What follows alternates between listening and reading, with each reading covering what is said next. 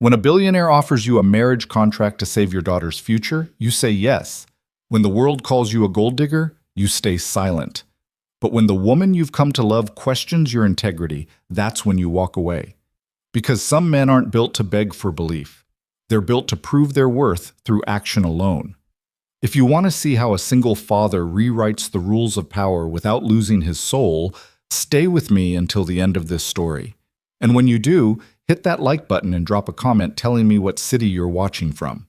I love seeing how far these stories travel. The rain drummed against the floor-to-ceiling windows of Victoria Hale's corner office, like impatient fingers tapping for attention.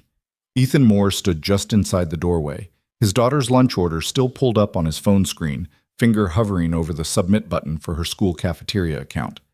He'd been summoned mid-task, which wasn't unusual. What was unusual was the way Victoria was looking at him, not through him as she typically did, but directly at him, as if seeing him for the first time. "Close the door," she said. Ethan pocketed his phone and complied, his movements economical and quiet.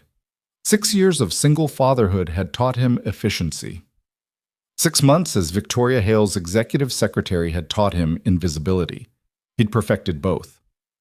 Victoria stood with her back to the window, the gray Seattle skyline bleeding into the storm behind her.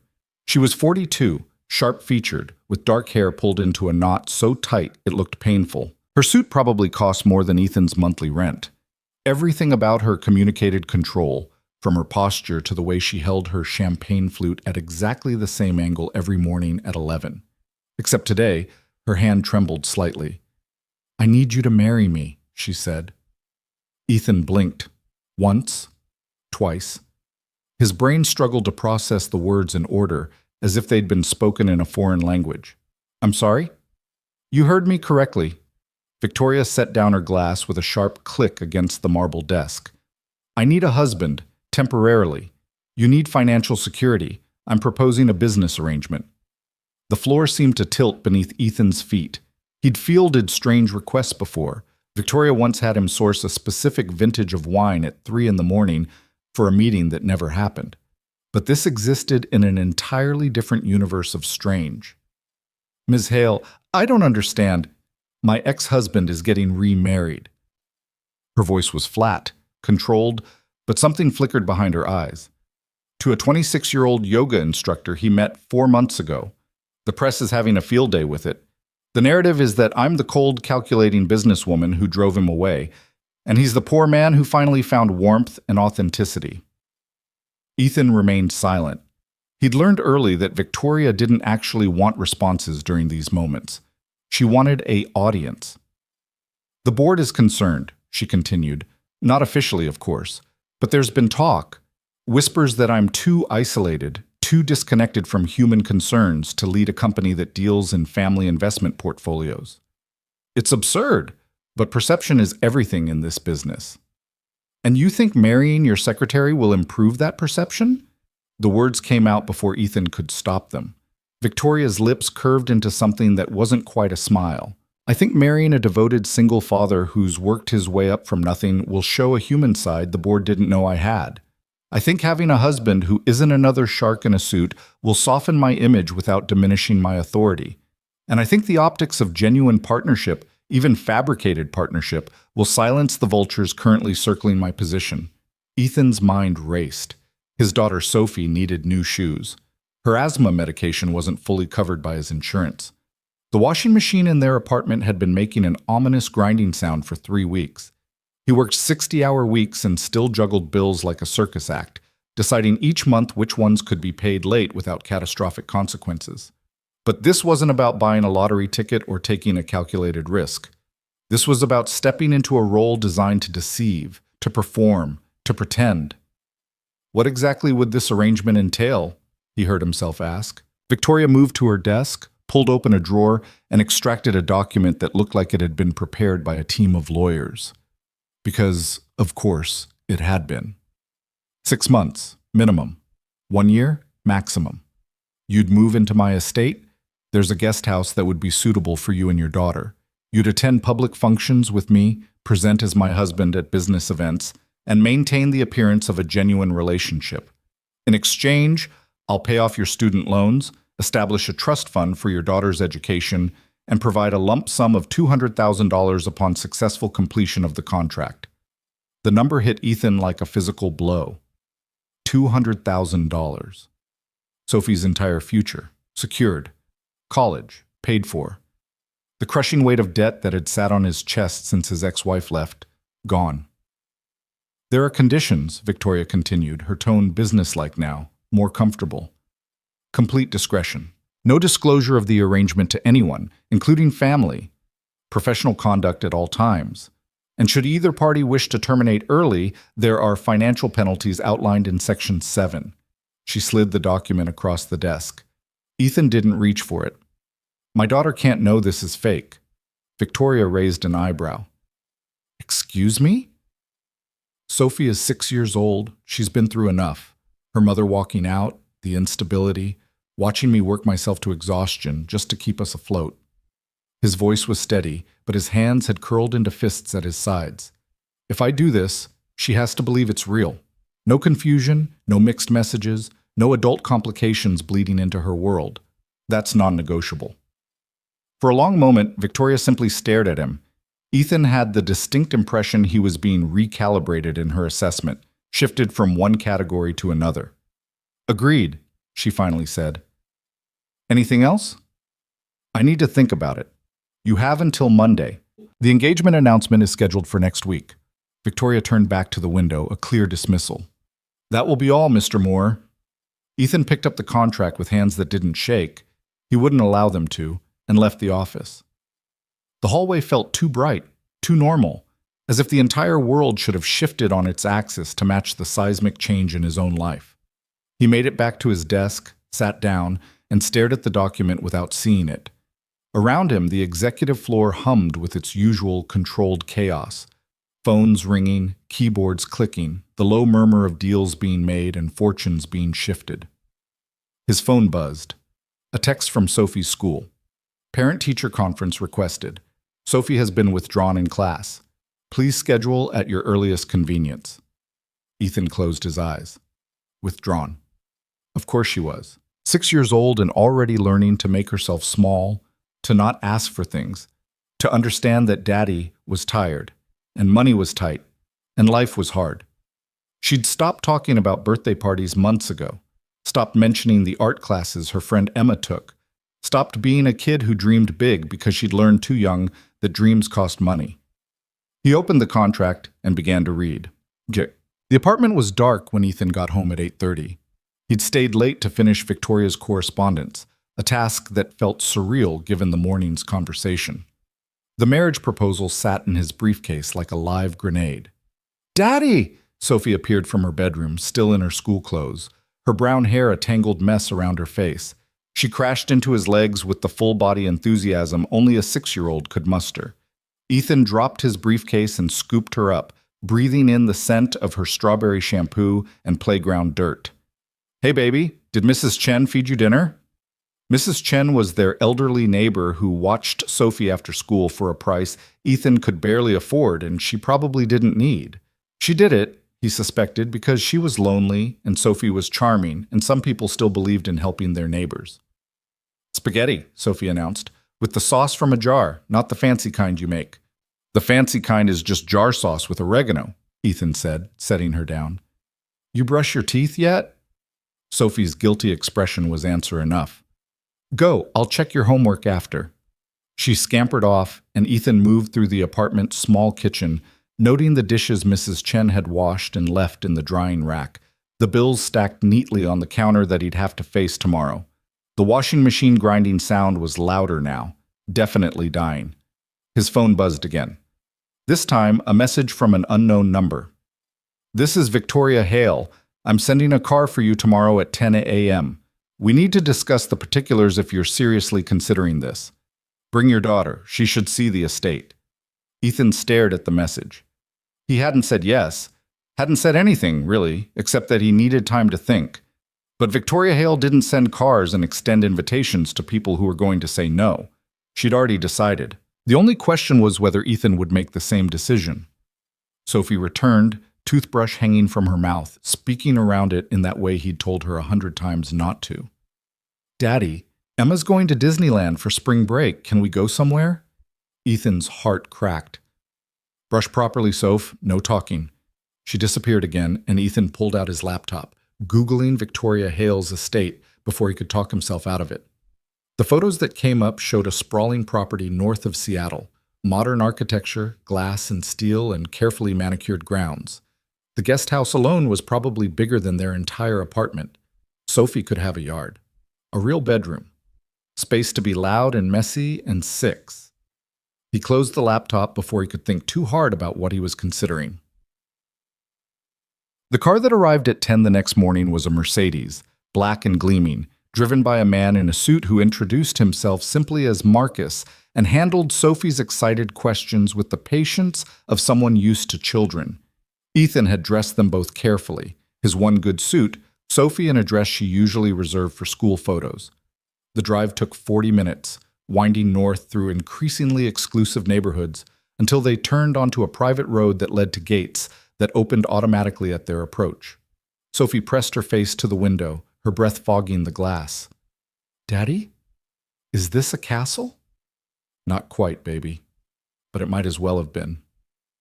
The main house rose before them, all clean lines and massive windows that reflected the gray sky. The grounds stretched in every direction, actual grounds, with gardens and paths and what looked like a small pond in the distance. Victoria met them at the entrance, dressed more casually than Ethan had ever seen her in tailored slacks and a cream sweater that probably still cost more than his monthly salary. Her expression softened slightly when she saw Sophie. You must be Sophie, she said, crouching down to the little girl's eye level. I'm Victoria. Your dad works with me. Sophie, usually shy with strangers, studied Victoria with solemn intensity. You have a big house. I do. Would you like to see the guest house? It has a swing set in the yard. Sophie's eyes went wide, and she looked up at Ethan for permission. He nodded, his throat tight, and watched his daughter's hand slip into Victoria's with a trust he wasn't sure he felt himself. They walked the property, Victoria pointing out features with the same business-like efficiency she brought to investor meetings. The guest house was a small mansion in its own right, 3 bedrooms, modern kitchen, living room with vaulted ceilings. Sophie ran from room to room, her footsteps echoing, her laughter bouncing off walls that had probably never heard a child's joy. The master has an ensuite, Victoria was saying to Ethan as they stood in what would be his bedroom. And the room at the end of the hall gets excellent light. I thought it might work for Sophie. Ethan walked to the window. From here, he could see the swing set Victoria had mentioned, and beyond it, the pond, and beyond that, the main house where Victoria lived her carefully constructed life. Why me? He asked quietly. Victoria was silent for a long moment. When she spoke, her voice had lost some of its polished edge. Because you're real. Because when the press digs into your background, they'll find a man who's worked for everything he has, who's devoted to his child, who has no scandals or skeletons or agenda. You're exactly what I need to appear more human. She paused. And because you're the only person in my life who's never asked me for anything. I'm asking now. No, Victoria said. I'm offering. There's a difference. Sophie's running footsteps echoed from downstairs, followed by her voice calling for Ethan to come see the kitchen. It has 2 ovens. Daddy, 2. She'd be happy here, Victoria observed. It was the most manipulative thing she could have said, and also the truest. Ethan watched his daughter through the window as she emerged into the backyard, running toward the swing set with abandon. I have conditions, he said. Victoria's expression sharpened with interest. Name them. Sophie believes this is real. No slip-ups, no adult conversations she might overhear, no moments where the facade drops around her. Agreed. I keep my job. I don't become your dependent. I work. I contribute. I maintain my own identity. You'd be working for me either way, but I can arrange for additional responsibilities if you prefer not to be seen as purely ornamental. I want final say over what events Sophie attends. If something feels inappropriate for her age, we don't bring her. Reasonable. Ethan turned to face Victoria fully. And when this ends, we do it in a way that doesn't damage her. No sudden disappearance, no ugly public split. We tell her we tried, it didn't work, but we're still friends. We prioritize her emotional well-being over optics. Victoria's expression was unreadable. You're asking me to care about a child I barely know. I'm asking you to be human enough to not traumatize her for your convenience. The silence stretched between them, taut as a wire. Downstairs, Sophie was singing something off-key, her voice drifting up through the expensive architecture. All right, Victoria said finally. Your terms are acceptable. I'll have my lawyers revise the contract. She extended her hand. Do we have an agreement, mister? More? Ethan looked at her hand, then out the window at his daughter, then back at Victoria. He thought about late nights choosing between electricity and groceries, about Sophie's withdrawn expression in class, about the dreams she'd stopped voicing because she'd learned they were impossible. He thought about integrity and survival and the lies we tell ourselves about where the line between them falls. He shook Victoria's hand. We have an agreement. The next 2 weeks moved with the terrible speed of an avalanche. Contracts were signed, lawyers consulted, arrangements made. Ethan gave notice on their apartment with a sick feeling in his stomach, packed up their modest life into boxes that looked even more pathetic in the guest house's spacious rooms. Sophie adapted with the resilience of children, treating the move like an adventure. She named the fish in the pond, all of them, even though they looked identical, and claimed the swing set as her personal domain. She started calling the guest house our new home within 3 days. Ethan's coworkers noticed the change immediately, of course. He'd moved from a studio apartment to an estate. Tongues wagged. Speculation ran rampant through the office like wildfire. It was Danielle from accounting who finally cornered him in the break room on his 4th day of living on Victoria's property. She was in her 50s, had been with the company for 20 years, and had a tendency to speak her mind regardless of hierarchy. So, she said, pouring coffee with deliberate slowness. You and the Ice Queen. That's unexpected. Ethan focused on his own cup. Victoria prefers Ms. Hale.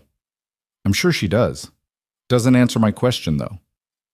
We've been seeing each other privately for a few months. The lie came easier than he'd expected. They'd rehearsed it, him and Victoria, sitting in her office after hours, building a narrative that would withstand scrutiny. We wanted to be sure before making it public. Danielle's eyebrows rose.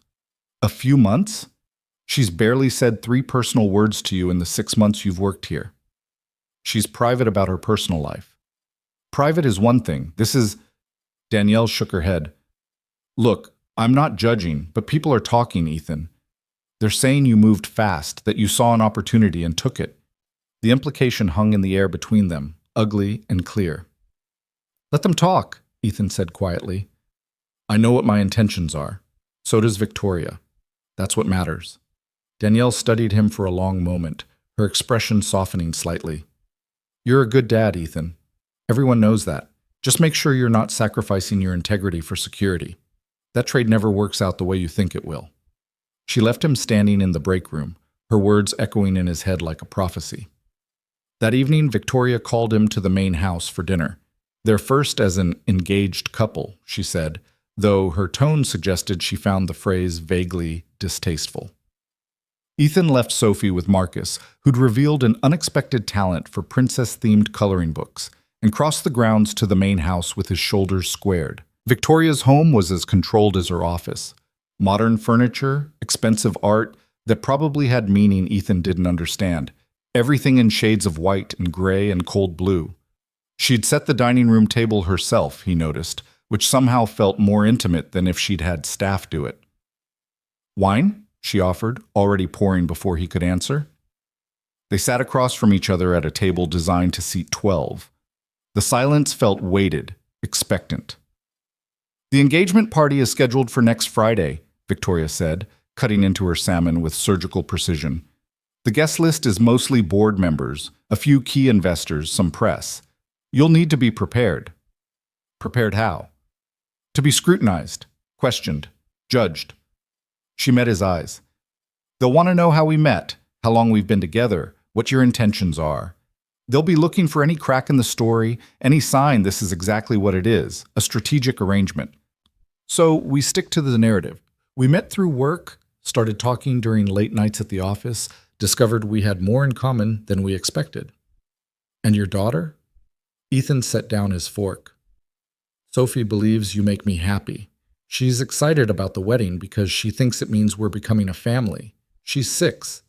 Her version of the story is pure and uncomplicated, and I'd like to keep it that way.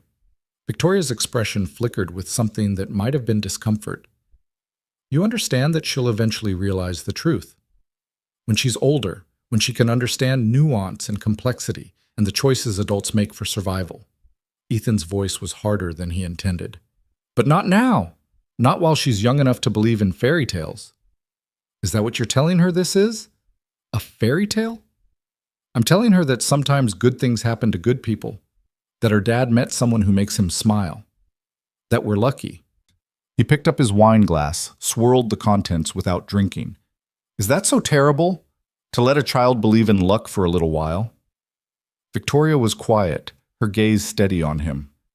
You're more complicated than I gave you credit for, Mr. Moore. Ethan, if we're engaged, you should probably use my first name. Ethan, then. She tested the name like an unfamiliar flavor. And you should call me Victoria, at least in private. They finished dinner making small talk about the party logistics, what he should wear, who would be there, the general flow of the evening. It was all very professional, very transactional.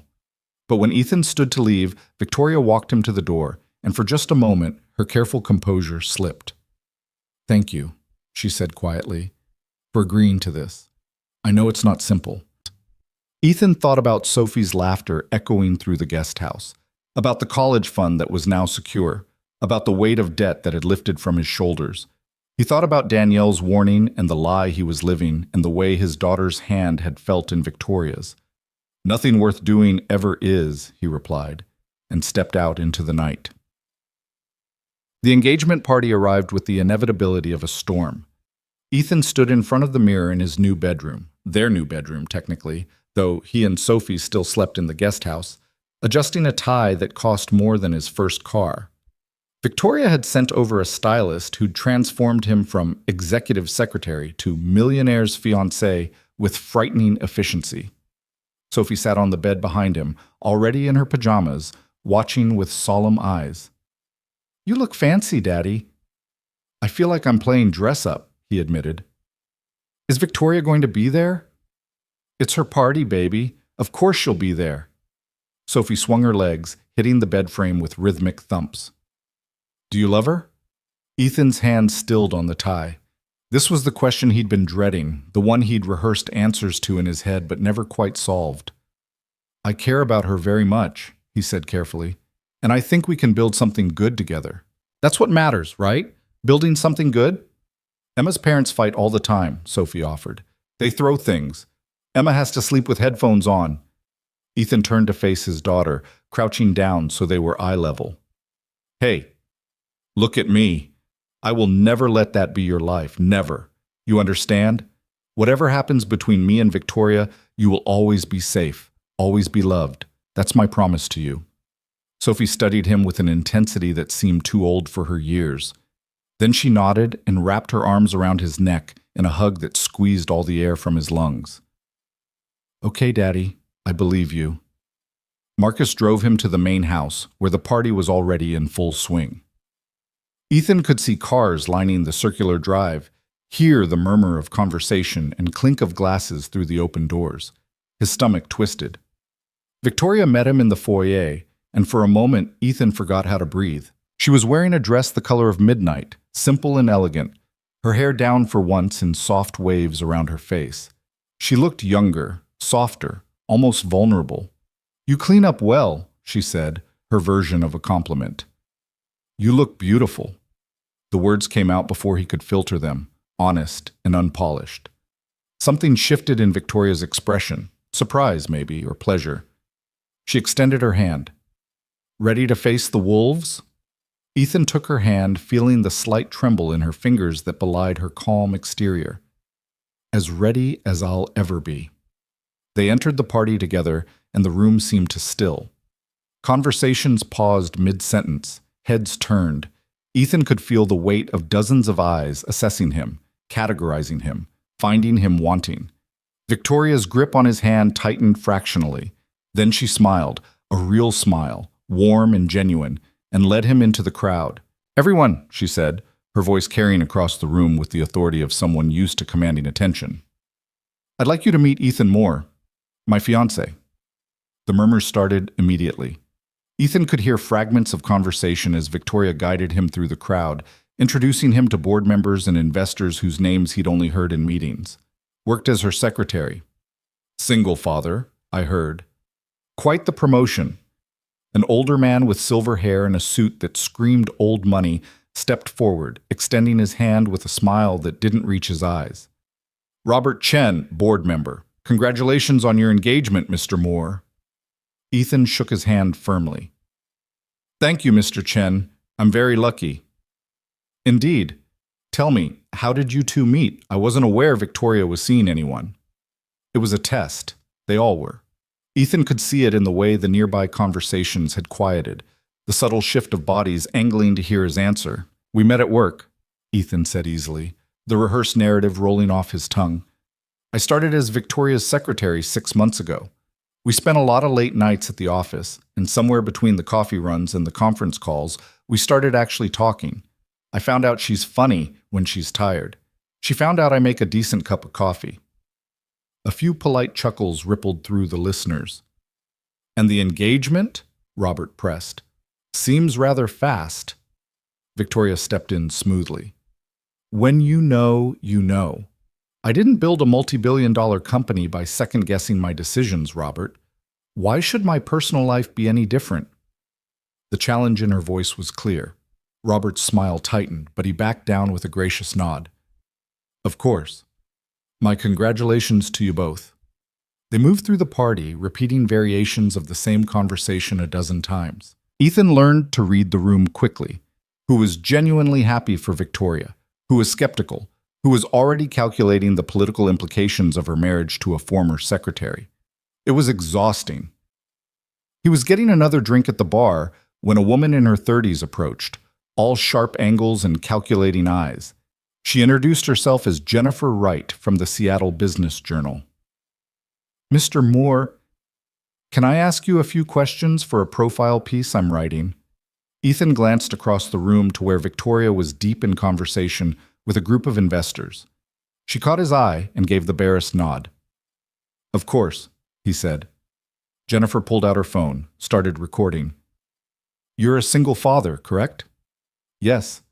My daughter Sophie is 6. And you work as Ms. Hale's executive secretary? I do. Some people might see this relationship as a significant power imbalance. What would you say to those who suggest you might have ulterior motives?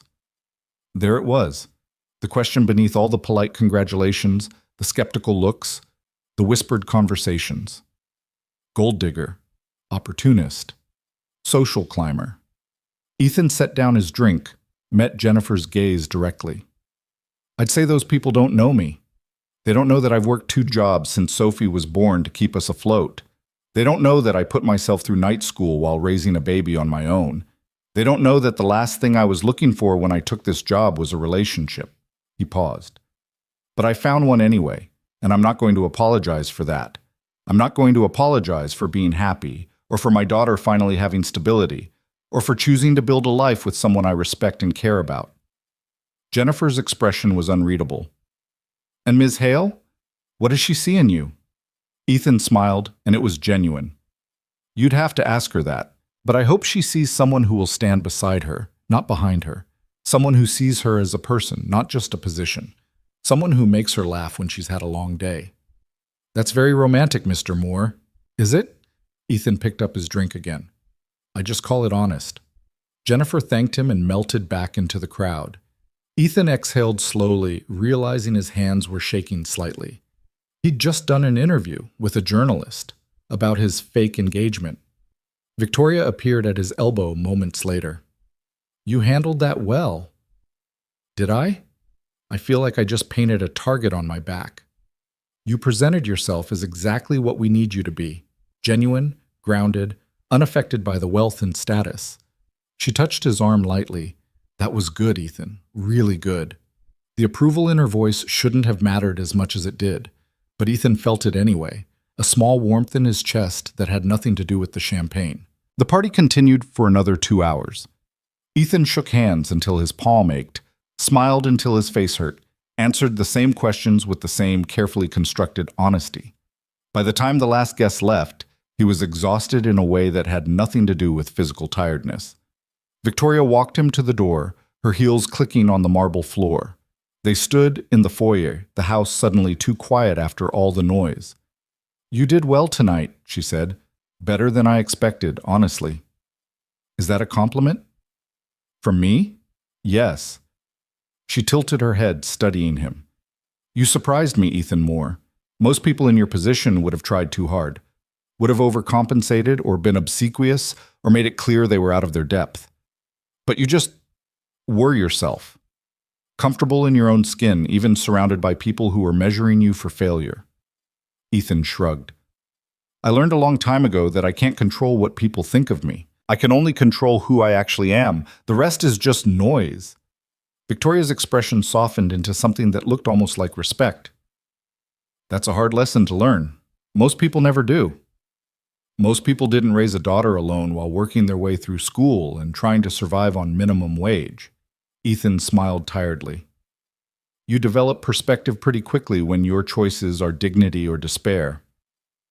They stood in silence for a moment, the weight of the evening settling around them like dust.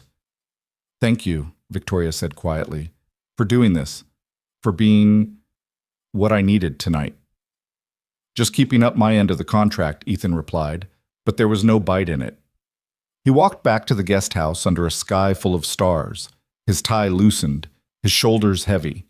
Inside, Mrs. Chen was asleep on the couch, and Sophie was curled up in her bed, clutching the stuffed elephant she'd had since she was a baby. Ethan stood in her doorway watching her sleep and wondered what price he'd eventually pay for the safety he'd bought her tonight.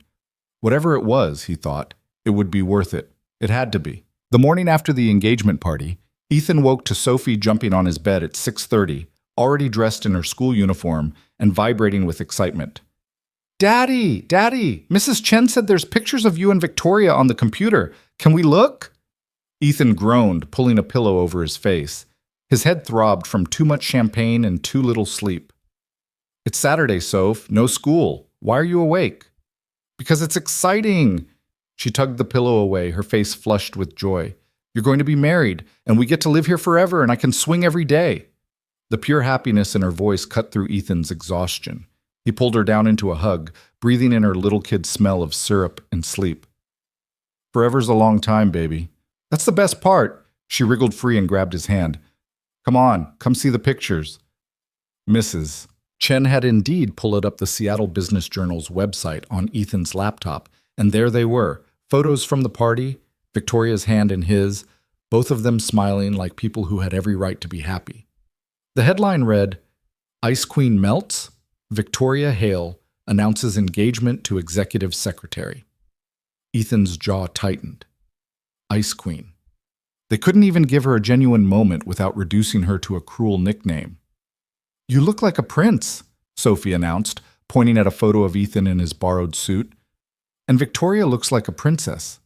A grown-up princess." Mrs. Chen appeared in the doorway with coffee, her expression carefully neutral. "The article is mostly kind," she said quietly, in the tone that meant it absolutely wasn't. "But the comments, I don't need to read the comments. Probably wise." She handed him the coffee. "Sophie, why don't you go pick out a book for your father to read to you? Give him a moment to wake up." Sophie scampered off, and Mrs. Chen's voice dropped lower.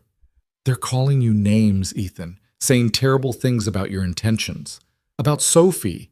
One person even suggested you were using your daughter to manipulate Ms. Hale." The coffee turned bitter in Ethan's mouth. "People always need someone to look down on. Makes them feel better about their own lives." "That doesn't make it right." "No," Ethan agreed, "but it makes it predictable." His phone buzzed with a text from Victoria. "Board meeting Monday at 9. You should attend. Time to show them you're more than decorative." Ethan stared at the message. Board meetings were senior executive territory, not secretary level. Certainly not fiancé as accessory level. He texted back, "What's the agenda?" "Investment portfolio review for the Redmond tech sector. Should be straightforward. Wear the gray suit." Ethan had exactly one gray suit, and Victoria knew it. The casualness of her instruction felt intentional, a reminder that she controlled the parameters of their arrangement even as she invited him deeper into her world. Sophie returned with 3 books instead of 1, because she'd never met a rule she couldn't creatively reinterpret, and Ethan spent the next hour reading about talking animals and brave children and happy endings that always seemed to involve everyone learning to be kind. He wished real life worked that way. Monday morning arrived with gray skies and the kind of drizzle that Seattle specialized in. Not quite rain, not quite mist, just persistent dampness that seeped into everything. Ethan dressed carefully in his gray suit, checked his reflection 3 times, and still felt like an imposter. Sophie grabbed his hand as he prepared to leave for the main house. "You look smart, Daddy, like you could solve really hard math problems." "Board meetings aren't about math, baby." "Then what are they about?" Ethan crouched down, adjusting her backpack straps. "They're about people with money deciding how to make more money and trying to convince each other they're the smartest person in the room." "Are you the smartest person in the room?" The question, asked with such innocent confidence, made Ethan's throat tight. "No, but I'm going to try to be useful anyway." "That's better than being smart," Sophie announced with the certainty of someone who'd been told this many times. "You told me that, remember? When I was sad about the spelling test?" Ethan had indeed told her that during one of her early struggles at the new school when she'd come home in tears because the other kids seemed to know everything already. He'd said that being kind and working hard mattered more than being the smartest, and she'd believed him because 6-year-olds still believed their fathers knew the truth about the world. He kissed her forehead. "I remember. Now go brush your teeth again. I can smell the syrup from here." The boardroom was on the executive floor, a space Ethan had walked past 100 times but never entered. Floor-to-ceiling windows overlooked the Seattle skyline. A long mahogany table dominated the center, and the chairs probably cost more than most people's cars. Victoria was already there, reviewing documents with the focused intensity she brought to everything. She looked up when Ethan entered, her expression briefly warming before returning to professional neutrality. "Ethan, sit here." She indicated the chair to her right, the position traditionally reserved for a COO or trusted advisor. Every head in the room turned. Ethan recognized most of them from the engagement party: Robert Chen, the silver-haired skeptic; Martha Dawson, who controlled 3 seats on the board; David Park, young and ambitious and clearly annoyed by Ethan's presence. "Good morning," Ethan said evenly, taking his seat. Robert Chen's smile was thin. "Mr. Moore, I wasn't aware you'd be joining us for portfolio reviews. These meetings are typically limited to senior executives and board members." "Ethan is family now," Victoria said without looking up from her documents, "and I value his perspective. Shall we begin?" The meeting proceeded with the kind of corporate efficiency Ethan had observed from the outside but never participated in. Charts were presented, projections analyzed, investments debated. Ethan stayed quiet, absorbing information, noting the power dynamics at play, who deferred to whom, who challenged Victoria directly, who saved their objections for strategic moments.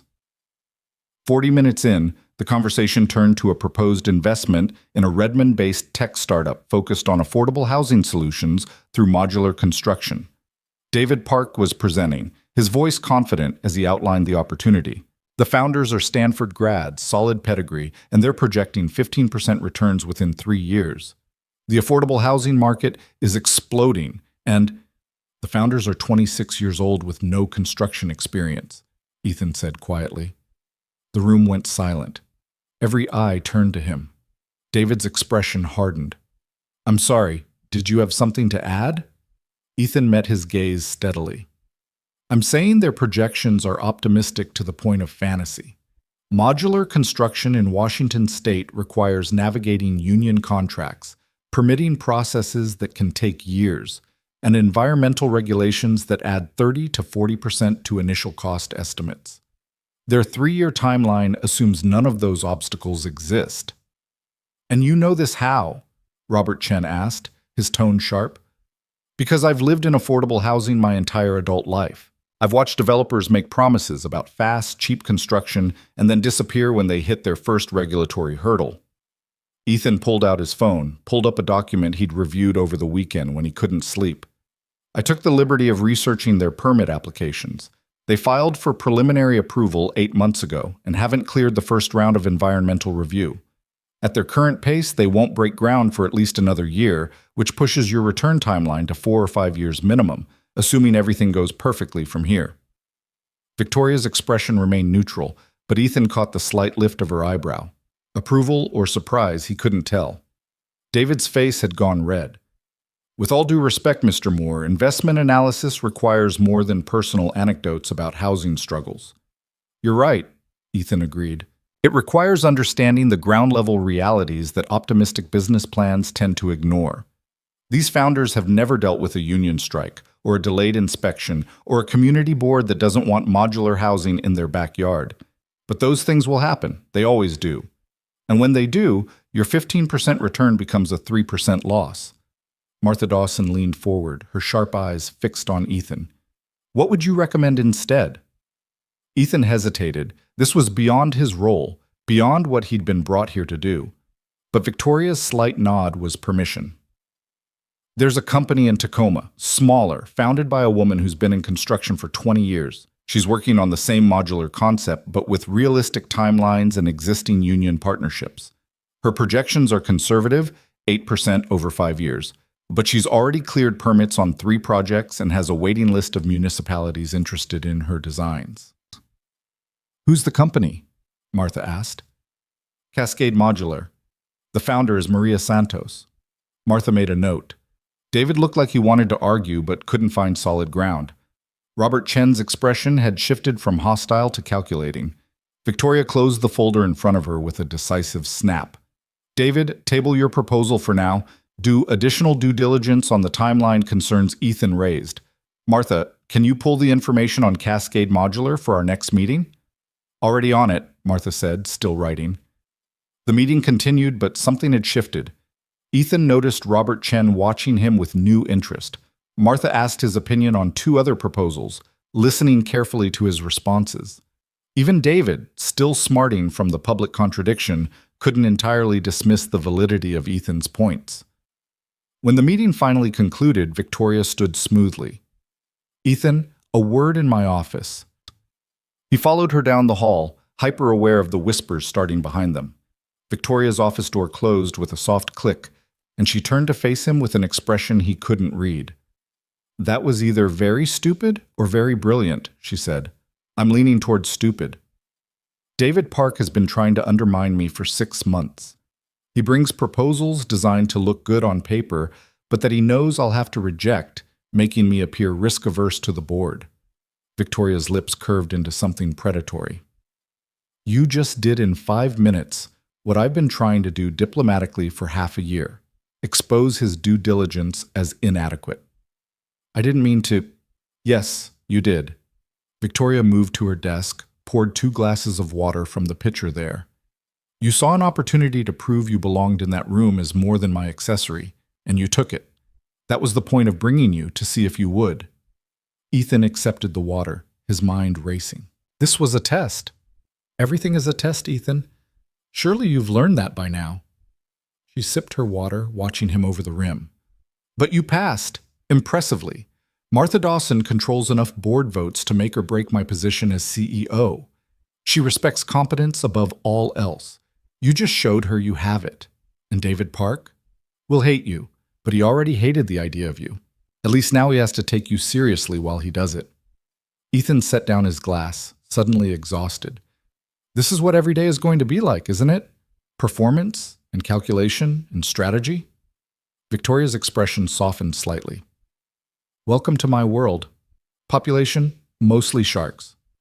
And which one are you? The biggest shark, she said without hesitation. The one who eats the others when they forget to watch their backs. Ethan should have been disturbed by the casual ruthlessness. Instead, he found himself almost admiring it. The clarity of Victoria's self-awareness, the absence of pretense about what her world demanded. His phone buzzed. A text from Sophie's school. Sophie had an incident at recess. Please call. Ethan's stomach dropped. I need to go, Victoria said immediately. Family first. That was our agreement. He was already moving toward the door when her voice stopped him. Ethan, you did well today, really well. I thought you should know that. The approval shouldn't have mattered. It was all part of the performance, the carefully constructed lie they were selling to the world. But it mattered anyway. Sophie's school was a 15-minute drive that Ethan made in 10, his heart hammering the entire way. The principal, Mrs. Richardson, met him in her office with an expression of careful concern that immediately put him on edge. Mr. Moore, thank you for coming so quickly. Sophie is fine physically, but there was an altercation with another student. What kind of altercation? Mrs. Richardson folded her hands on her desk. Another child, Emma, made some comments about your engagement to Ms. Hale, about the circumstances of your relationship. Sophie became upset and pushed Emma off the swing. Ethan's hands curled into fists. What exactly did Emma say? According to witnesses, she told Sophie that her father was a gold digger who was only marrying Ms. Hale for money, that Sophie was poor and her dad was using her to get rich. The words hit like physical blows. Emma was 6 years old. She'd learned those words from adults, probably her parents, probably repeating dinner table conversations about the poor secretary who'd landed the rich boss. Where's Sophie now? In the counselor's office. Mr. Moore, I understand this is a difficult situation, but we have a zero-tolerance policy for physical aggression. Sophie will need to serve detention tomorrow, and we'd like you to speak with her about appropriate ways to handle conflict. Ethan barely heard the rest of Mrs. Richardson's speech about school policies and behavioral expectations. His daughter, his shy, gentle daughter, who cried during sad movies and insisted on saying goodnight to her stuffed animals, had pushed another child because someone had called her father names. Sophie was sitting in a small chair in the counselor's office, her legs swinging, her face blotchy from crying. When she saw Ethan, she burst into fresh tears. I'm sorry, Daddy. I'm sorry. I know I'm not supposed to push, but she said you were bad, and you're not bad. You're the best, Daddy. And I couldn't let her say that. Ethan pulled her into his arms, feeling her small body shake with sobs against his chest. Shh, baby. It's okay. I'm not mad. But I have detention, and Mrs. Richardson said I made bad choices. You did make a bad choice, Ethan said gently, pulling back to look at her face. Pushing isn't okay, even when someone says something mean, but I understand why you did it, and I love you for wanting to defend me. Sophie sniffled. Emma said you're only marrying Victoria for money. That's not true, right? You love her? The question was a knife between his ribs. Ethan looked into his daughter's tear-stained face, at the desperate need for reassurance there, and felt the full weight of the lie he'd agreed to live. I care about Victoria very much, he said carefully. And she cares about us. That's what matters. What Emma said, those are just words from people who don't know us. They don't get to decide who we are or why we make the choices we make. Only we do. But why would she say those things? Because sometimes people need to make others small to feel big themselves. Emma's parents probably said things, and she repeated them without understanding what they meant. Ethan cupped Sophie's face in his hands. But you know the truth. You know that I would never do anything to hurt you or make you ashamed, right? Sophie nodded slowly. Right. Good. Now, you're still going to have detention tomorrow, because pushing is not how we solve problems. But when you're done, you and I are going to get ice cream and talk about better ways to handle it when someone says something mean. Can Victoria come? The question surprised him. To get ice cream? Yeah, she never comes to do stuff with us. It's always just you and me. But if she's going to be family, shouldn't she come too? Out of the mouths of babes. Sophie had, with the devastating clarity of childhood, identified exactly what was wrong with their arrangement. They were performing a relationship for the public, but not living one in private. I'll ask her, Ethan promised, knowing Victoria would probably say no, would cite work obligations or prior commitments, or simply the awkwardness of pretending domesticity when they barely knew each other. But when he texted her later that afternoon, explaining what had happened and Sophie's request, Victoria's response surprised him. What time? I'll clear my schedule. They met at a small ice cream shop near the estate at 5 o'clock. Victoria arrived in casual clothes, jeans and a sweater that made her look younger, more approachable. Sophie's eyes went wide. "You look different," she announced with her characteristic bluntness. Victoria's lips quirked. "Different good or different bad?" "Different like a regular person, not like a boss." "I'm a regular person, Sophie, just one who happens to run a company." They ordered ice cream. Sophie got chocolate chip with gummy bears. Ethan got coffee. Victoria surprised him by ordering strawberry with hot fudge and sat at a small table by the window. Sophie swung her legs under the chair, working on her cone with single-minded focus. Victoria watched her with an expression Ethan couldn't quite name. "Your dad told me what happened at school," Victoria said carefully. "That must have been upsetting." Sophie's face clouded. "Emma said mean things." "She did, and I'm sorry that you had to hear them, but pushing her wasn't the answer." "That's what Daddy said." "Your dad is right." Victoria set down her spoon, her gaze direct. "Sophie, do you know what I do all day at work?" Sophie shook her head. "I make decisions about money, big decisions that affect a lot of people. And almost every single day, someone disagrees with me. Sometimes they say mean things. Sometimes they try to make me look stupid or weak or like I don't deserve my job." Victoria leaned forward slightly.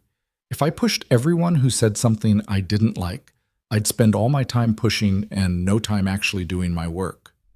So what do you do instead?" "I prove them wrong. Not with words, and definitely not with pushing, with actions, with results, with being so good at what I do that their mean words don't matter anymore." Sophie considered this, her cone dripping onto her napkin. "But what if they don't stop being mean?" "Then they don't stop. But that's their problem, not mine.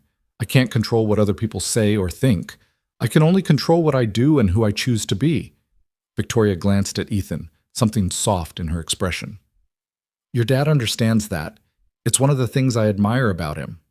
Ethan's throat tightened. The words felt too real, too unscripted for their performance. Sophie finished her ice cream in thoughtful silence. When they walked back to the car, she slipped her hand into Victoria's with the easy trust of a child who'd decided someone was safe. Victoria looked down at the small hand in hers with an expression of pure bewilderment, like she'd been handed an artifact from an alien civilization and had no idea what to do with it. Ethan caught her eye over Sophie's head and mouthed, "Just hold it." Victoria did, her grip careful, and together they walked through the parking lot looking for all the world like a real family. That night, after Sophie was asleep, Ethan found himself standing on the guest house porch, unable to settle. His phone buzzed with a message from Victoria. "Thank you for including me today.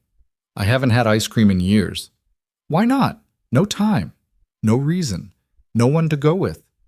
Ethan stared at the message, at the loneliness implied in those simple words. Victoria Hale, powerful and wealthy, and in control of everything in her world, hadn't had ice cream in years because she had no one to share it with. "Sophie would go with you any time. She thinks you're cool." Cool is not a word typically associated with me. "Maybe you've been hanging around the wrong people." There was a long pause before the next message came through. "Maybe I have."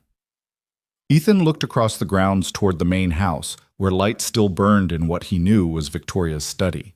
He imagined her there, alone with her work, choosing isolation because it was safer than vulnerability. He understood that impulse. He'd lived it himself for years after Sophie's mother left, building walls and calling them boundaries, protecting himself by refusing to let anyone close enough to hurt him. But somewhere in the last few weeks, something had shifted. The performance was starting to feel less like a lie and more like a possibility. And that terrified him more than any amount of public scrutiny ever could. The possibility lingered between them like smoke, invisible but undeniable, coloring every interaction with something neither of them had names for. 3 weeks after the ice cream shop, Ethan found himself attending more meetings, offering more input, being consulted on decisions that had nothing to do with his secretarial duties. Victoria asked his opinion on everything from investment portfolios to the wording of press releases. And somewhere in those consultations, the line between performance and partnership began to blur. The tabloids noticed. Of course they did. Ethan was reviewing quarterly reports in his office when Danielle appeared in his doorway, her expression grim. She held up her phone, showing him a gossip website headline. From Secretary to Strategist, How Ethan Moore is Reshaping Hale Industries from the Inside. The article was accompanied by photos of him leaving board meetings, speaking with investors, sitting beside Victoria at public events. The implication was clear. He was consolidating power, using his relationship to climb higher than any secretary had a right to reach. "They're painting you as Machiavellian," Danielle said quietly. "Like you planned this whole thing from the moment you took the job." Ethan set down his pen with deliberate care. "Do you believe that?" Danielle studied him for a long moment. "No, but it doesn't matter what I believe. It matters what they believe, and right now they believe you're dangerous." "Dangerous to whom?" "To everyone. To Victoria's legacy, to the company's stability, to the natural order of things where secretaries stay secretaries and bosses stay distant." Danielle moved further into the office, closing the door behind her. "Ethan, I'm saying this because I like you, because you're a good father and a decent man. You need to be careful. The higher you rise, the harder they'll try to pull you down, and they won't care who gets hurt in the process." After she left, Ethan pulled up the full article on his computer and read it with growing unease. The writer had clearly done their research, outlining his involvement in recent company decisions, his attendance at high-level meetings, the way Victoria increasingly deferred to his judgment on matters of public perception and market strategy. They'd even found people willing to speak anonymously about the concerning influence of a man with no formal business training shaping multi-million-dollar decisions. His phone rang. Victoria's name on the screen. "Have you seen it?" she asked without preamble. "Just finished reading. My PR team wants to release a statement clarifying your role, emphasizing that all final decisions remain mine." She paused. "I told them no." Ethan frowned. "Why?" "Because clarifying your role means defending it, and defending it means acknowledging their premise that you need defending. It gives credibility to the idea that your influence is somehow inappropriate." Victoria's voice was sharp, controlled. "I won't apologize for consulting my partner on business decisions. I won't diminish your contributions to protect people's comfort with traditional hierarchies. Your board might disagree. The board works for me, not the other way around. And the numbers don't lie. Company performance has improved since you started attending meetings. Client satisfaction is up. We've avoided 3 bad investments and committed to 2 excellent ones, largely because you asked questions no one else thought to ask." Ethan rubbed his temples, feeling the beginning of a headache. "This is going to get worse before it gets better." "Probably," Victoria agreed. "Can you handle that?" It was a genuine question, not a challenge. She was asking if he had the fortitude to withstand increasing scrutiny, escalating criticism, potentially coordinated attacks on his character and competence. Ethan thought about Sophie, secure in her new school, making friends, laughing again. He thought about the college fund that would give her opportunities he'd never had. He thought about the promise he'd made to himself years ago, that he would do whatever it took to give his daughter a better life than he'd had. "I can handle it," he said. "Good. Because I'm going to need you at the Investor Summit in Portland next week. It's our biggest event of the year, and there are whispers that some key investors are reconsidering their commitments based on perceived instability in leadership." "Meaning me?" "Meaning the narrative around us. Around this." Victoria's voice softened slightly. "Ethan, I know this isn't what you signed up for. The contract specified public appearances and maintaining appearances. It didn't specify becoming a lightning rod for every anxious investor who's uncomfortable with change." "What are you saying?" "I'm saying that if you want to step back, scale down your involvement, I'd understand. We can renegotiate the terms, keep the engagement, but reduce your visibility." Ethan stood, pacing his small office. Through the window, he could see the Seattle skyline, gray and imposing. 6 months ago, he'd been invisible in this building, the quiet secretary who kept his head down and his ambitions modest. Now he was a talking point, a controversy, a symbol of everything people love to hate about power and privilege and the appearance of unearned advancement. "No," he said firmly. "I'm not stepping back. If they think I'm influencing company decisions, then I'm going to make damn sure those influences lead to good outcomes. Let them criticize the process all they want, as long as the results speak for themselves." Victoria was quiet for a moment. When she spoke again, something had shifted in her tone. Warmth, maybe, or respect. "You're more resilient than I gave you credit for." I've had a lot of practice. Yes, she said softly. I suppose you have. The Portland Investor Summit was held at a sprawling conference center overlooking the Columbia River. Ethan stood in the hotel room Victoria had booked for him, adjusting his tie for the third time and feeling wholly inadequate for what lay ahead. This wasn't a board meeting with familiar faces. This was 300 investors, analysts, and industry leaders who would all be evaluating him, judging whether Victoria Hale's unprecedented choice of partner indicated brilliant unconventionality or catastrophic judgment. A knock on the connecting door between his room and Victoria's.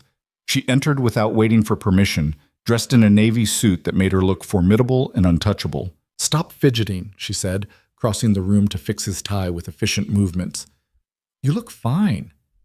I look like I'm pretending to belong here." "Everyone here is pretending something." Her hand stilled on his collar, her gaze lifting to meet his.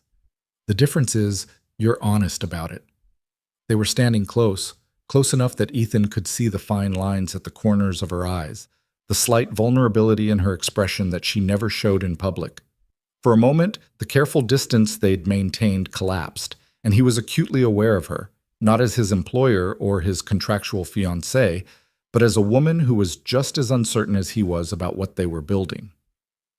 Victoria stepped back abruptly, smoothing her jacket. "The keynote is in 30 minutes. We should go down." The conference hall was a sea of expensive suits and calculating expressions. Ethan stayed close to Victoria as they navigated the crowd, shaking hands, accepting congratulations on their engagement with practiced smiles.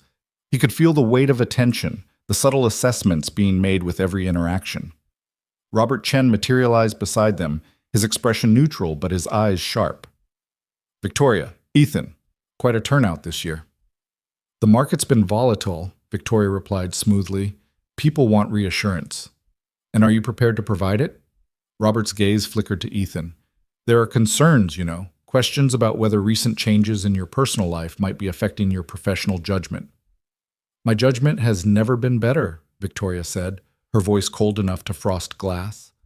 "Our portfolio outperformed the market by 12% last quarter. Client retention is at an all-time high. Perhaps you should be asking whether recent changes have enhanced rather than compromised my effectiveness." "Perhaps," Robert agreed, but his skepticism was palpable. "Though I'm not sure all of our investors will see it that way. David Park has been making some compelling arguments about the need for traditional stability in uncertain times." Ethan's jaw tightened.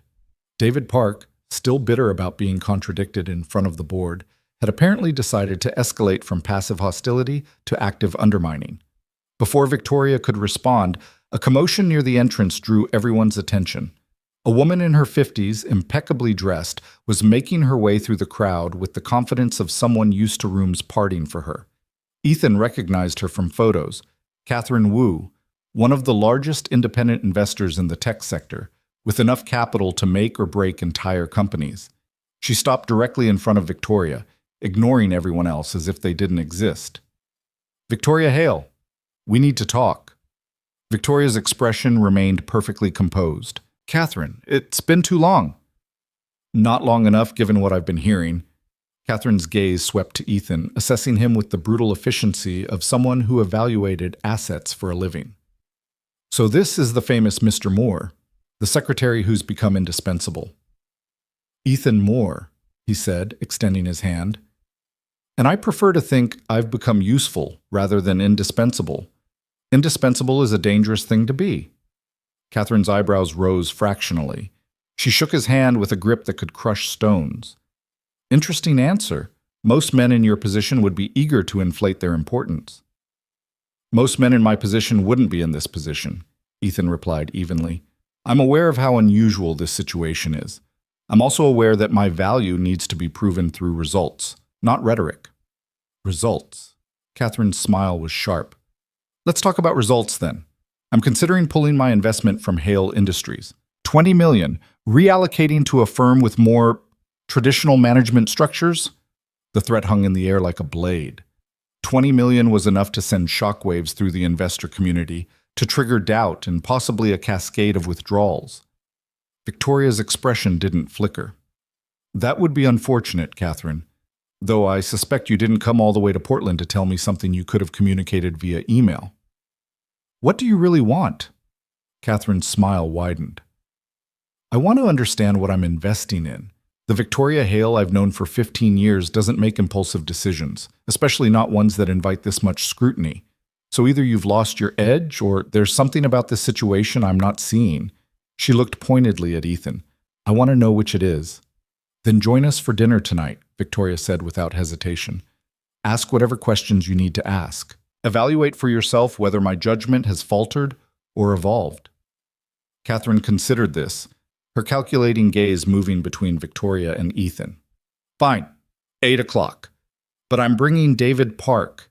He's made some interesting observations about recent company decisions that I'd like to explore further. She walked away before Victoria could object, leaving them standing in the middle of the conference hall with the weight of an ambush settling over them like a net. That's going to be fun, Ethan said quietly. Victoria's laugh was devoid of humor. Catherine doesn't do anything without a strategy. She's testing us, seeing if we crack under pressure. And David Park? We'll try to expose you as incompetent or opportunistic, preferably both.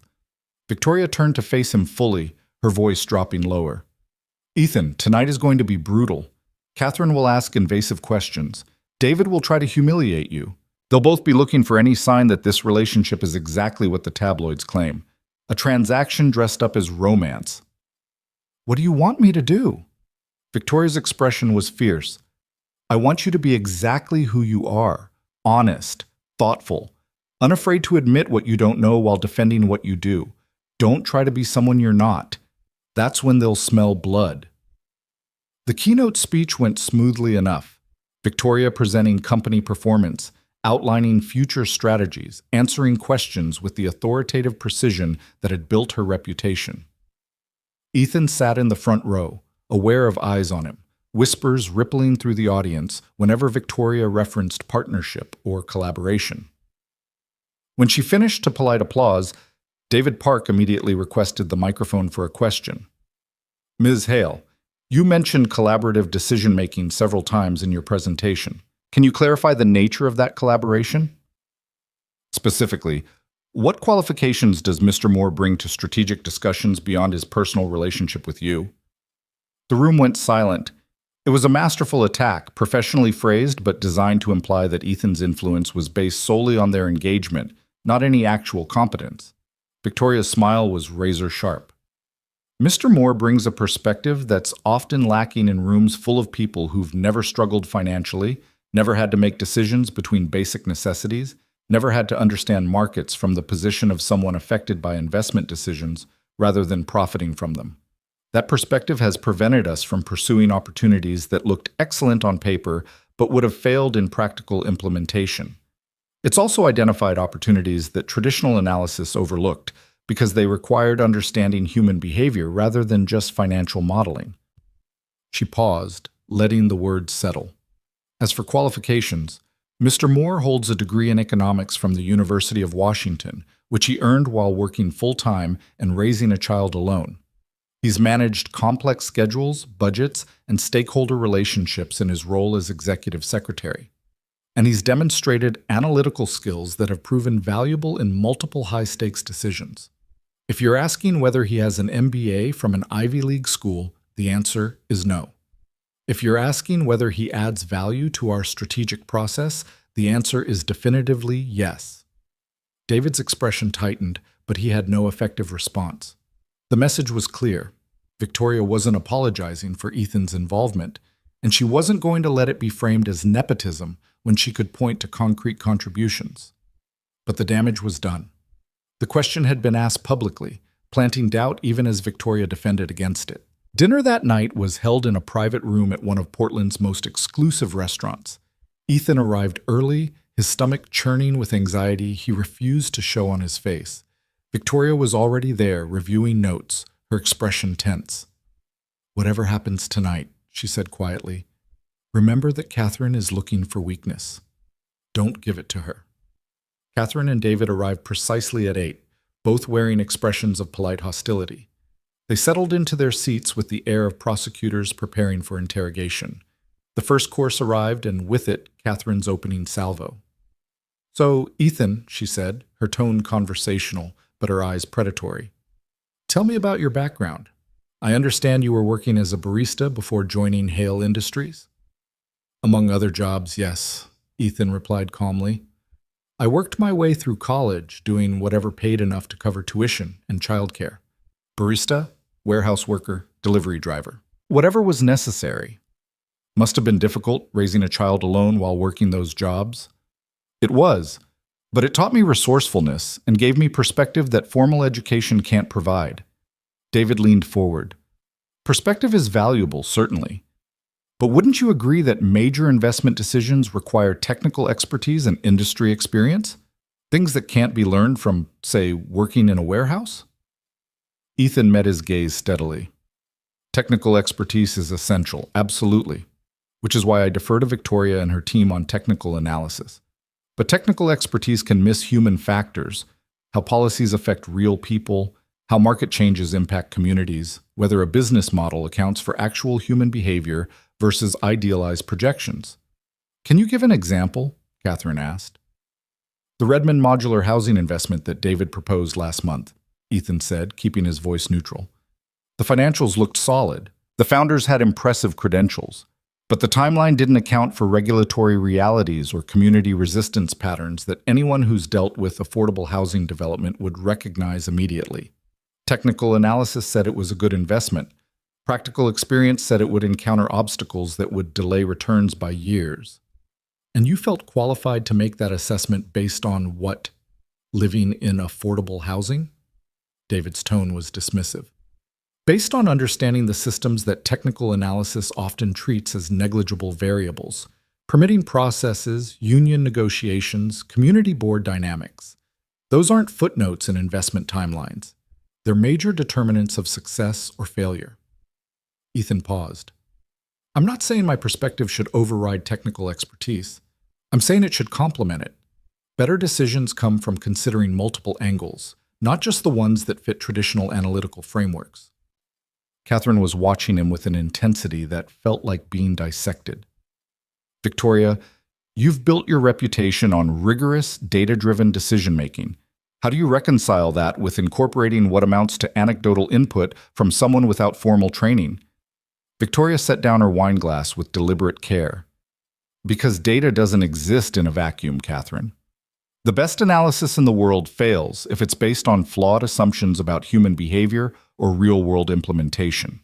Ethan asks questions that my analysts don't think to ask because they've never had to navigate the systems we invest in from the position of someone who lacks power and resources.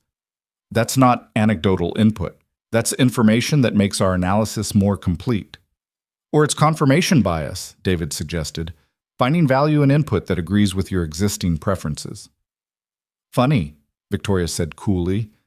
"I don't recall Ethan agreeing with me on the Mercer acquisition last week. In fact, he argued quite forcefully against it, which led me to reconsider and ultimately pass on a deal I'd been excited about. Doesn't sound like confirmation bias to me." The dinner continued in this vein for 2 more courses, questions designed to expose, answers calibrated to defend. Ethan felt like he was navigating a minefield where every word could trigger an explosion. Then Catherine shifted tactics, her voice deceptively casual. "Let's talk about your daughter, Ethan. Sophie, isn't it? She must be thrilled about the engagement." Ethan's defenses immediately rose. "She's adjusting well, yes." "It's a lot of change for a 6-year-old. New home, new lifestyle, suddenly living on an estate with staff and security. How do you help her maintain a sense of normalcy?" The question sounded parental, concerned. But Ethan heard the trap, the implication that he was using Sophie, exposing her to instability, prioritizing his own advancement over her well-being. "Sophie's happiness and stability are my first priority," Ethan said firmly. "Always. Every decision I make with her best interests at the center. Yes, our circumstances have changed dramatically, but she has her own space, her own routine, and most importantly, she has certainty that her father is present and devoted to her. That's not something money can buy or change, regardless of where we live." "But surely you worry about what happens if this relationship doesn't work out," David pressed. About the disruption to Sophie's life when she has to adjust again? Ethan's hands tightened on his napkin beneath the table. Every parent worries about their child's well-being, but I don't make decisions based on worst-case scenarios. I make them based on creating the best possible present for her while building toward a stable future. Victoria's voice cut through the tension like a blade. David, your concern for Ethan's parenting is touching, though I notice you don't have children of your own. Perhaps we could focus on questions actually relevant to company performance, rather than attempting to weaponize a 6-year-old girl in your vendetta against decisions that made you look unprepared. David's face flushed red.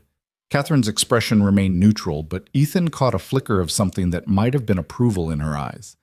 The rest of the dinner was more subdued, the overt attacks replaced by subtle probing.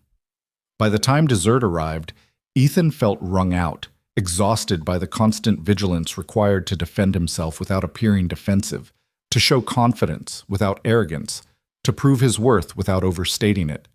Catherine stood as coffee was being served, gathering her belongings with efficient movements. Thank you for an illuminating evening, Victoria. Ethan. She paused, her gaze sharp on Ethan's face. You're more substantive than I expected. Whether that's enough remains to be seen.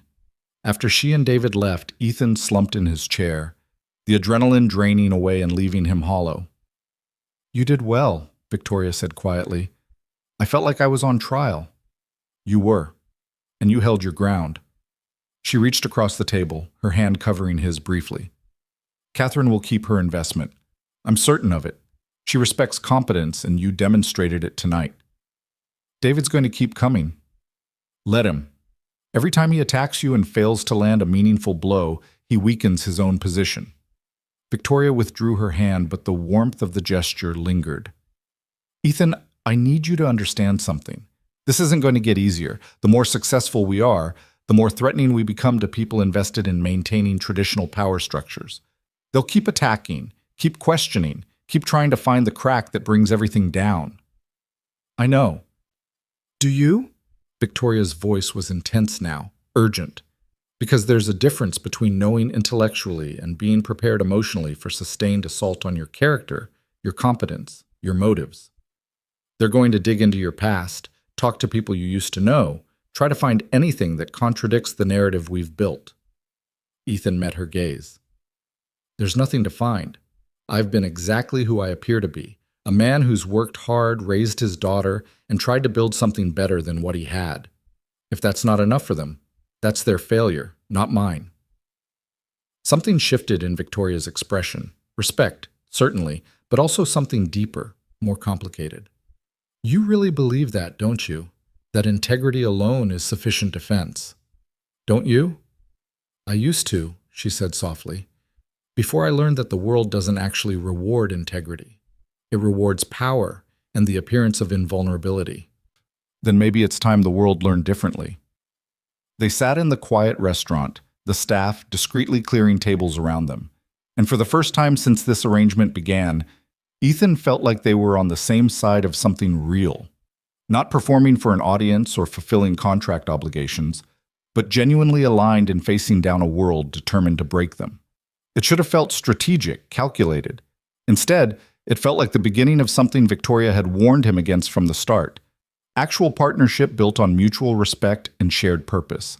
And that, Ethan realized with growing unease, was far more dangerous than any board meeting or investor interrogation could ever be. The danger of something real manifested 2 weeks later in ways Ethan hadn't anticipated.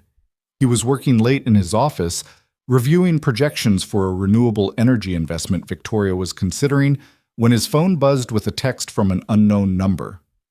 Thought you should see this before it goes public tomorrow. A link followed. Ethan clicked it with a sense of foreboding that proved entirely justified. The article was from a prominent business magazine titled The Calculated Rise of Ethan Moore, Ambition or Opportunism. It was a full profile piece, complete with interviews from people Ethan hadn't thought about in years. His old landlord from the apartment complex where he'd lived before the estate, calling him quiet, kept to himself, always seemed like he was planning something. A former coworker from his barista days saying Ethan was smart, maybe too smart for the jobs he was working. You got the sense he was biding his time. Step up mo please. The article painted a picture of a man who'd spent years positioning himself for exactly this opportunity, taking the secretary job not out of necessity, but as strategic entry into Victoria's world, cultivating the image of a devoted single father to make himself sympathetic, using his daughter as a prop to soften his ambition's sharp edges. It was character assassination dressed up as investigative journalism, and it was devastatingly effective. Ethan's hands shook as he read. They'd interviewed Sophie's former teacher, who mentioned that Ethan had always been very conscious of appearances, made sure Sophie was well-dressed even when they clearly had limited resources. The observation was twisted to suggest calculation rather than a father's pride in his child. His phone rang. Victoria. "You've seen it," she said. "Just finished reading." "My lawyers are already working on a response. This is actionable, Ethan. Half these quotes are taken out of context, and the implications are defamatory. A response will just give it more attention." Ethan's voice was hollow. "They'll say we're being defensive, that there must be truth to it if we're threatening legal action." Victoria was quiet for a moment. "What do you want to do?" What did he want to do? Ethan looked around his office. The space that 6 months ago he'd been grateful just to occupy, that now felt like evidence of everything the article claimed. He thought about Sophie, asleep in the guest house, who would eventually be old enough to read these articles, to wonder if her father really had used her as a tool for social climbing. "I want to walk away," he said quietly. "From all of it. Before this gets worse." The silence on the other end of the line stretched so long that Ethan thought the call had dropped. Then Victoria's voice, careful and controlled. "Is that what you really want? Or is that what you think you should want?" "Does it matter?" "It matters to me." Ethan closed his eyes, pressing his palm against them until he saw stars. "They're going to keep doing this, Victoria. Every step forward we take, they'll find new ways to tear me down. And eventually, it's going to affect you. Your reputation, your company, your board's confidence. I won't be the reason you lose everything you've built." "Come to the main house," Victoria said. "We need to talk about this in person." She was waiting in her study when Ethan arrived, still dressed in her work clothes despite the late hour. The room was exactly what he'd expected from Victoria, efficient, elegant, revealing nothing personal except perhaps in its very impersonality. "Sit," she said, gesturing to the leather chair across from her desk. Ethan remained standing. "I've been thinking about the contract terms, the early termination clause. I know there are financial penalties, but—" "Stop." Victoria's voice was sharp. "Just stop. Sit down and listen to me." The command in her tone was impossible to ignore. Ethan sat. Victoria moved from behind her desk, settling into the chair beside his instead of maintaining the power dynamic of the desk between them. It was a small gesture, but it felt significant. "When I proposed this arrangement," she began, "I did it for purely strategic reasons. I needed to change a narrative, shore up board confidence, present a more human face to the public. You needed financial security for your daughter. It was transactional, clean, understandable. I know, that's why—" "I'm not finished." Victoria's gaze was intense. "What I didn't anticipate was that you would be genuinely good at this. Not the performance, though you're excellent at that too, but the substance. You've made me reconsider decisions, question assumptions, see angles I'd been trained to ignore. You've made the company better. You've made me better." Ethan's throat tightened. "That doesn't change what they're saying about me." "No, but it changes what I know to be true." Victoria leaned forward, her voice fierce. "Ethan, I've spent 15 years in this business. I've seen every kind of manipulator, social climber, and opportunist there is. You are none of those things. You're a man who's worked for everything he has, who puts his daughter first in every decision, who has more integrity in his smallest gesture than most of these people have in their entire careers. You can't know that. We barely know each other. I know that you've had multiple opportunities to leverage this relationship for personal gain beyond our agreement, and you haven't taken any of them. I know that you could have sold your story to any number of publications for significant money, and you haven't. I know that when David Park was spreading rumors about you last month, you didn't retaliate or play political games. You just kept doing good work." Victoria stood, pacing now, her carefully controlled composure cracking. "I know that my daughter would be lucky to have someone like you in her life, if I had a daughter. I know that you read to Sophie every night, no matter how late you work. I know that you still budget carefully, even though you don't have to anymore, because that discipline is part of who you are. I know that you're the first person in my life who's ever asked me how I'm actually doing instead of what I need from them. The admission hung in the air between them, raw and unexpected. Ethan stared at her. When did I ask you that? 3 days ago. After the Mercer deal fell through and the board was furious. Everyone else was focused on the financial implications or covering their positions. You knocked on my door at 9 p.m. and asked if I was okay. Victoria's voice had gone soft. Do you know how long it's been since anyone asked me that and actually wanted to hear the answer? Victoria. So no, Ethan, you don't get to walk away because some tabloid journalist with an agenda wrote a hit piece. You don't get to let them win by making you believe their version of who you are.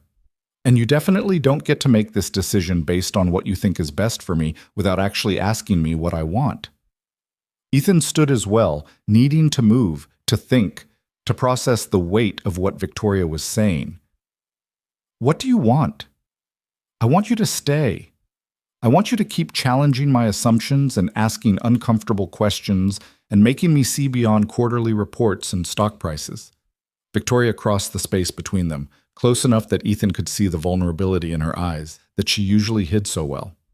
I want to keep having ice cream with you and Sophie. I want to keep feeling like maybe I'm building something real instead of just managing assets. This was supposed to be temporary, Ethan said, his voice rough. A contract with an end date. I know, but somewhere between the engagement party and tonight, it stopped feeling temporary to me. And I think it stopped feeling temporary to you too, or you wouldn't be this torn about leaving. She was right. The realization hit Ethan with the force of truth he'd been avoiding.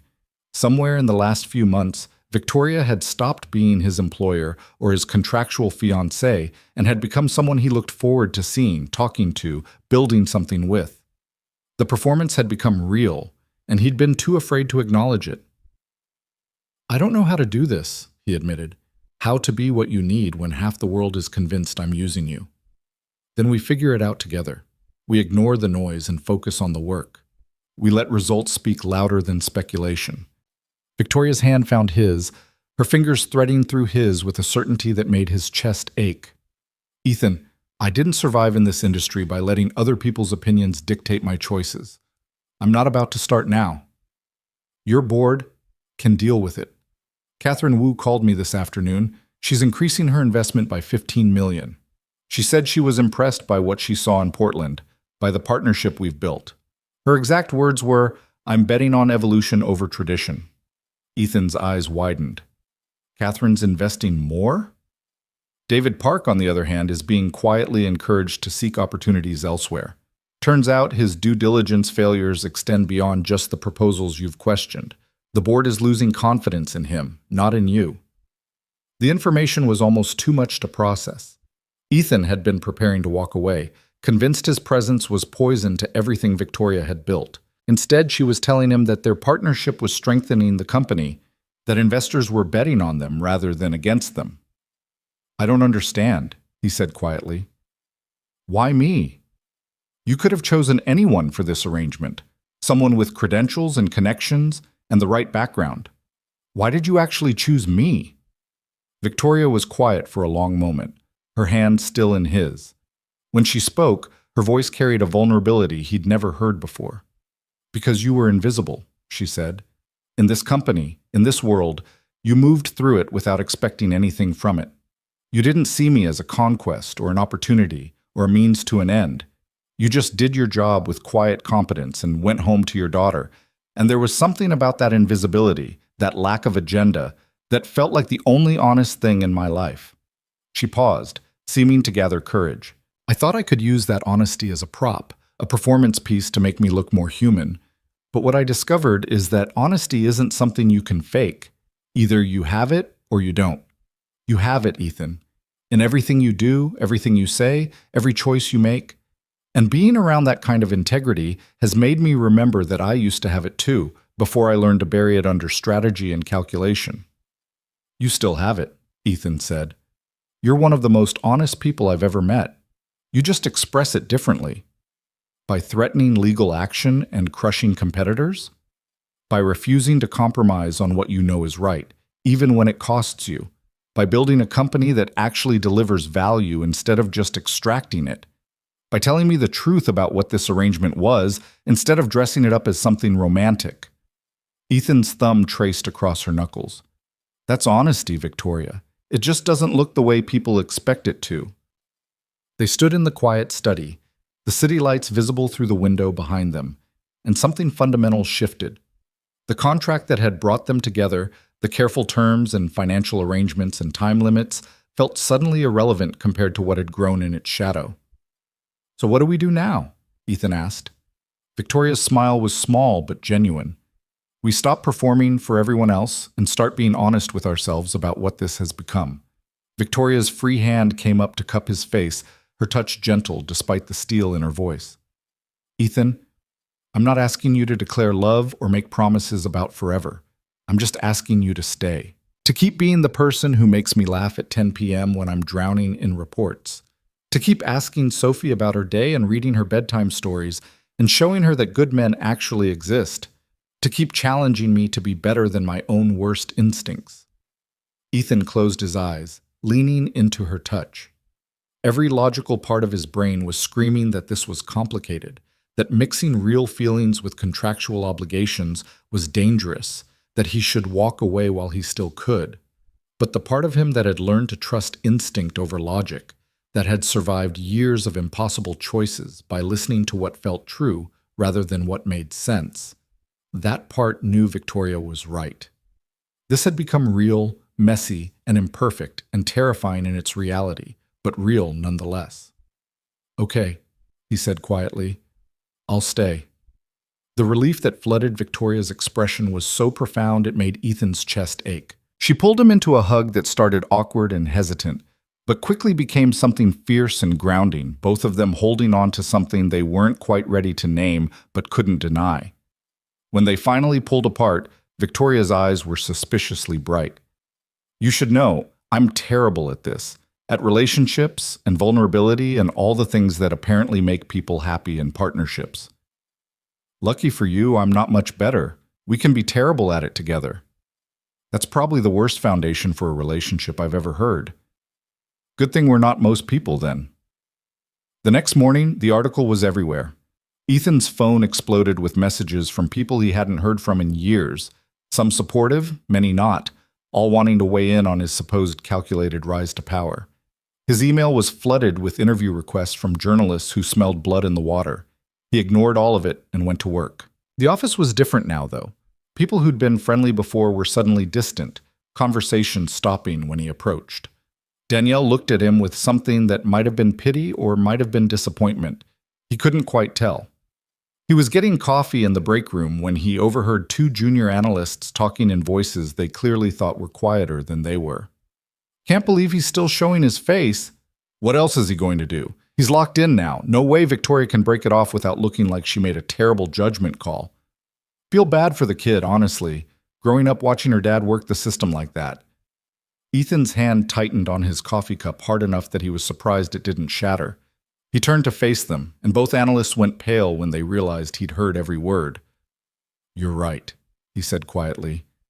"You should feel bad for Sophie. Not because of anything I've done, but because she's growing up in a world where people will judge her father without knowing him, reduce his choices to caricature, and assume the worst because it makes a better story than the truth."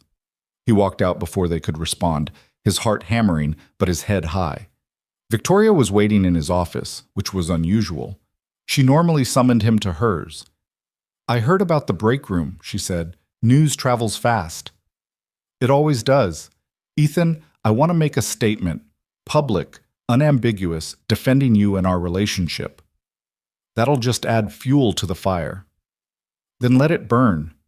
I'm tired of watching you absorb attacks in silence while trying to protect me and the company. It's not fair, and it's not necessary." Ethan set down his coffee, studying her. Victoria looked fierce and certain, every inch the powerful executive who'd built an empire through force of will. But he could also see the concern in her eyes, the protectiveness that made his chest warm despite his frustration with the situation. What would this statement say? that you're an invaluable part of our strategic team, that our relationship began professionally and evolved naturally, that anyone questioning your competence or character is invited to examine our actual results rather than trafficking in speculation. Victoria's voice was firm, and that I'm proud to have you as my partner in every sense of the word. The last sentence landed like a stone in still water, ripples spreading outward from the impact. Every sense? Ethan repeated carefully. I meant what I said last night. This isn't performance anymore, Ethan. Not for me. If we're going to face this scrutiny, we should face it honestly, together. Before Ethan could respond, his phone rang. Sophie's school, the caller ID said. His heart immediately jumped to worst-case scenarios. This is Ethan Moore. Mr. Moore, this is Principal Richardson. I'm afraid we have a situation. Sophie became very upset during recess and locked herself in the bathroom. She won't come out, and she's asking for you. Ethan was already grabbing his jacket. I'm on my way. He made it to the school in record time, Victoria's words about making a public statement forgotten in the immediate crisis of his daughter's distress. Principal Richardson met him at the entrance, her expression grave. What happened? Ethan demanded. Another child brought in a tablet. They were looking at news articles during recess, which is absolutely against policy, and we're addressing that separately. But Sophie saw the article about you, about your relationship with Ms. Hale. Ethan's blood ran cold. They showed her that article? I don't think it was intentional. The children were just scrolling, and Sophie's name was mentioned. She saw it and became very distressed. Ethan didn't wait for more explanation. He headed straight for the girls' bathroom, knocking gently on the door. Sophie? Baby? It's Daddy. Can you let me in? Silence. Then, small and broken. They said you're bad, Daddy. They said you're using Victoria and using me to get money. The words were a knife to his heart. Ethan pressed his forehead against the door, fighting to keep his voice steady. Can you open the door so we can talk about this? Please, Sophie, I need to see that you're okay. The lock clicked. The door opened a crack. Sophie's tear-stained face appeared, and Ethan's heart broke all over again. He pushed into the bathroom, breaking about 17 school policies, probably, but he didn't care, and knelt down to pull his daughter into his arms. I'm not bad, he said fiercely, and I'm not using anyone. Do you believe me? Sophie nodded against his chest, but her grip on him was desperate. Then why did the article say those things? How did you explain adult cruelty to a 6-year-old? How did you make her understand that sometimes people needed villains, needed someone to tear down, needed to believe the worst because it made them feel better about their own choices? Because sometimes people don't understand things that are different from what they expect, Ethan said carefully. They see a secretary marrying his boss, and they think they know the whole story. But they don't know us, Sophie. They don't know that Victoria makes you laugh, or that she taught you to identify birds by their calls, or that she sits with you while you do homework even though she has a million other things she could be doing. She does that because she likes me, right? Not because you told her to? She does that because she genuinely cares about you, about us. That's the truth, baby. The article is just guessing. We know what's real. Sophie pulled back to look at him, her eyes red and puffy. Emma said her mom said you're a gold digger. What's a gold digger? Ethan wanted to have some very choice words with Emma's mother, but he focused on his daughter. It's what people call someone they think is only interested in money. But here's what matters, Sophie. I don't need other people to believe in me. I just need you to. Can you do that? Sophie nodded slowly. I believe in you, Daddy. You're the best person I know. The simple faith in her voice undid something in Ethan. He pulled her close again, breathing in her strawberry shampoo smell, feeling the weight of her trust like both a gift and a responsibility. We're going home, he said. You've had enough school for today. Principal Richardson tried to protest, citing attendance policies and the importance of not rewarding distress with avoidance. But one look at Ethan's face and she wisely backed down. He drove Sophie back to the estate in silence, letting her process, giving her space to feel whatever she needed to feel. When they pulled through the gates, Sophie looked up at the main house with an expression Ethan couldn't quite read. Is Victoria home? She asked. Probably. She usually works from home in the afternoons. Why? I want to talk to her. Ethan's surprise must have shown on his face because Sophie added, "Please, Daddy, I need to ask her something." They found Victoria in her study, exactly where Ethan had expected. She looked up when they entered, her expression shifting immediately from focused concentration to concern when she saw Sophie's tear-stained face. "What happened?" she asked, already standing. Sophie walked straight to her, none of her usual shyness with adults evident. "Do you like my daddy?" Victoria blinked, clearly not expecting that question. "Yes, Sophie, very much. Not because of his job or because he works for you, but because of who he is." Understanding dawned in Victoria's expression. She knelt down so she was at Sophie's eye level, giving the question the seriousness it deserved. "Your father is one of the kindest, smartest, most honest people I've ever met. He makes me laugh when I'm stressed. He challenges me to be better when I'm being lazy in my thinking. He sees people, really sees them, in a way most people don't. That has nothing to do with his job and everything to do with who he is. And you're not pretending to like us?" Victoria's gaze flicked to Ethan, something vulnerable in her expression. "I'm not pretending, Sophie, I promise you that." Sophie studied her with the intensity of a child trying to determine truth from lie. Then she threw her arms around Victoria's neck in a hug that clearly surprised them both. "Okay," Sophie said. "I believe you. Just don't hurt my daddy, okay? He's been hurt enough." Victoria's arms came up to return the hug, her eyes meeting Ethan's over Sophie's shoulder. The look they shared was complicated, acknowledgement of the weight they carried, of the trust being placed in them, of the very real consequences their choices would have for this little girl who'd already weathered too much instability. "I'll do my very best not to," Victoria said quietly.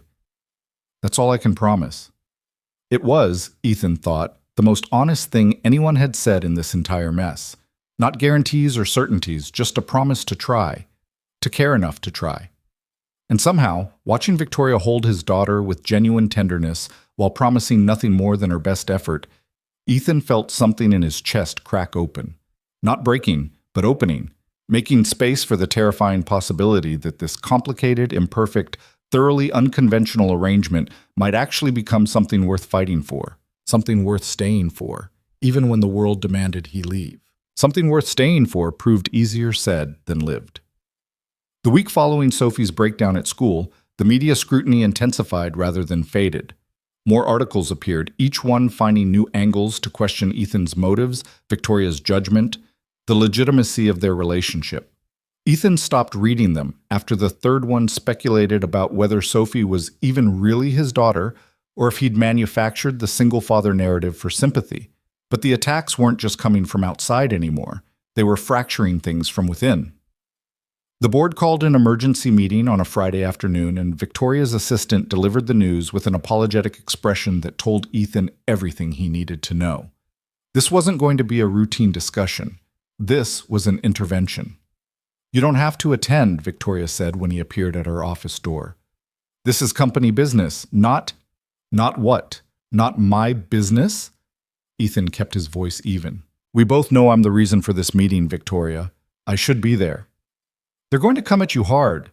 Robert's been building a coalition, and David's been feeding them ammunition. They want me to end this relationship, publicly distance the company from our personal involvement." "Then maybe you should." Victoria's head snapped up, her eyes fierce. Don't you dare suggest I cave to their pressure after everything we've... After everything we've what? Ethan moved into the office, closing the door behind him. Built together? Discovered together? Victoria, be honest with yourself. Is what we have worth destroying your company over? The company isn't being destroyed. Our numbers are strong. Investor confidence is actually up, despite the noise. For now. But how long before the board votes you out? How long before the constant controversy costs you everything you've spent 15 years building? Ethan's voice was raw. I can't be the reason you lose this. I won't! Victoria stood, moving around her desk with controlled fury. You're not the reason for anything. They are. The people who can't accept that I might have made an unconventional choice that actually works. The people who need everything to fit into neat boxes with predictable outcomes. Maybe they're right to be concerned. Maybe this was always going to end badly. Is that what you really think? Victoria's voice had gone dangerously quiet. Or is that what you've been told to think by people who've spent months trying to convince you you're not good enough? The words hit too close to truth. Ethan had been absorbing those messages daily, from articles, from whispered conversations, from the subtle ways people in the office treated him differently now. Each one a small cut, barely noticeable individually but collectively bleeding him dry of the confidence he'd built. "I don't know what I think anymore," he admitted. "I just know that Sophie had a panic attack at school because of me, that your board is questioning your leadership because of me, that everywhere I turn, my presence is making things worse for people I care about." Victoria's expression softened. She crossed the remaining distance between them, her hands coming up to frame his face. "Ethan, listen to me. The board meeting is happening whether you attend or not. They're going to make their arguments, express their concerns, try to push me toward decisions they think are safer. But here's what they don't understand. I don't make decisions based on what's safe. I never have. I make them based on what's right, what's effective, what builds something sustainable. And you think I'm any of those things? I think you're all of those things. I think you've made this company better, made me better, and I'm not going to apologize for that or hide it to make scared men more comfortable." Ethan wanted to believe her. But belief required faith, and faith required trust, and trust had been systematically dismantled by weeks of constant assault. The board meeting was held in the same room where Ethan had first challenged David Park's investment proposal, but the atmosphere was entirely different. Every face that turned toward him and Victoria as they entered was set in grim determination. This wasn't a discussion. It was a trial. Robert Chen didn't waste time with pleasantries. "Victoria, we need to address the elephant in the room. Your relationship with Mr. Moore has become a liability that's affecting company operations, investor confidence, and board unity. We're here today to discuss remediation strategies." "Remediation?" Victoria repeated, her voice arctic. "Interesting word choice, Robert. Makes it sound like I've made an error that needs correcting." "Haven't you?" This from Martha Dawson, surprisingly. She'd been supportive before, but her expression now was troubled. "Victoria, I respect what you've built here.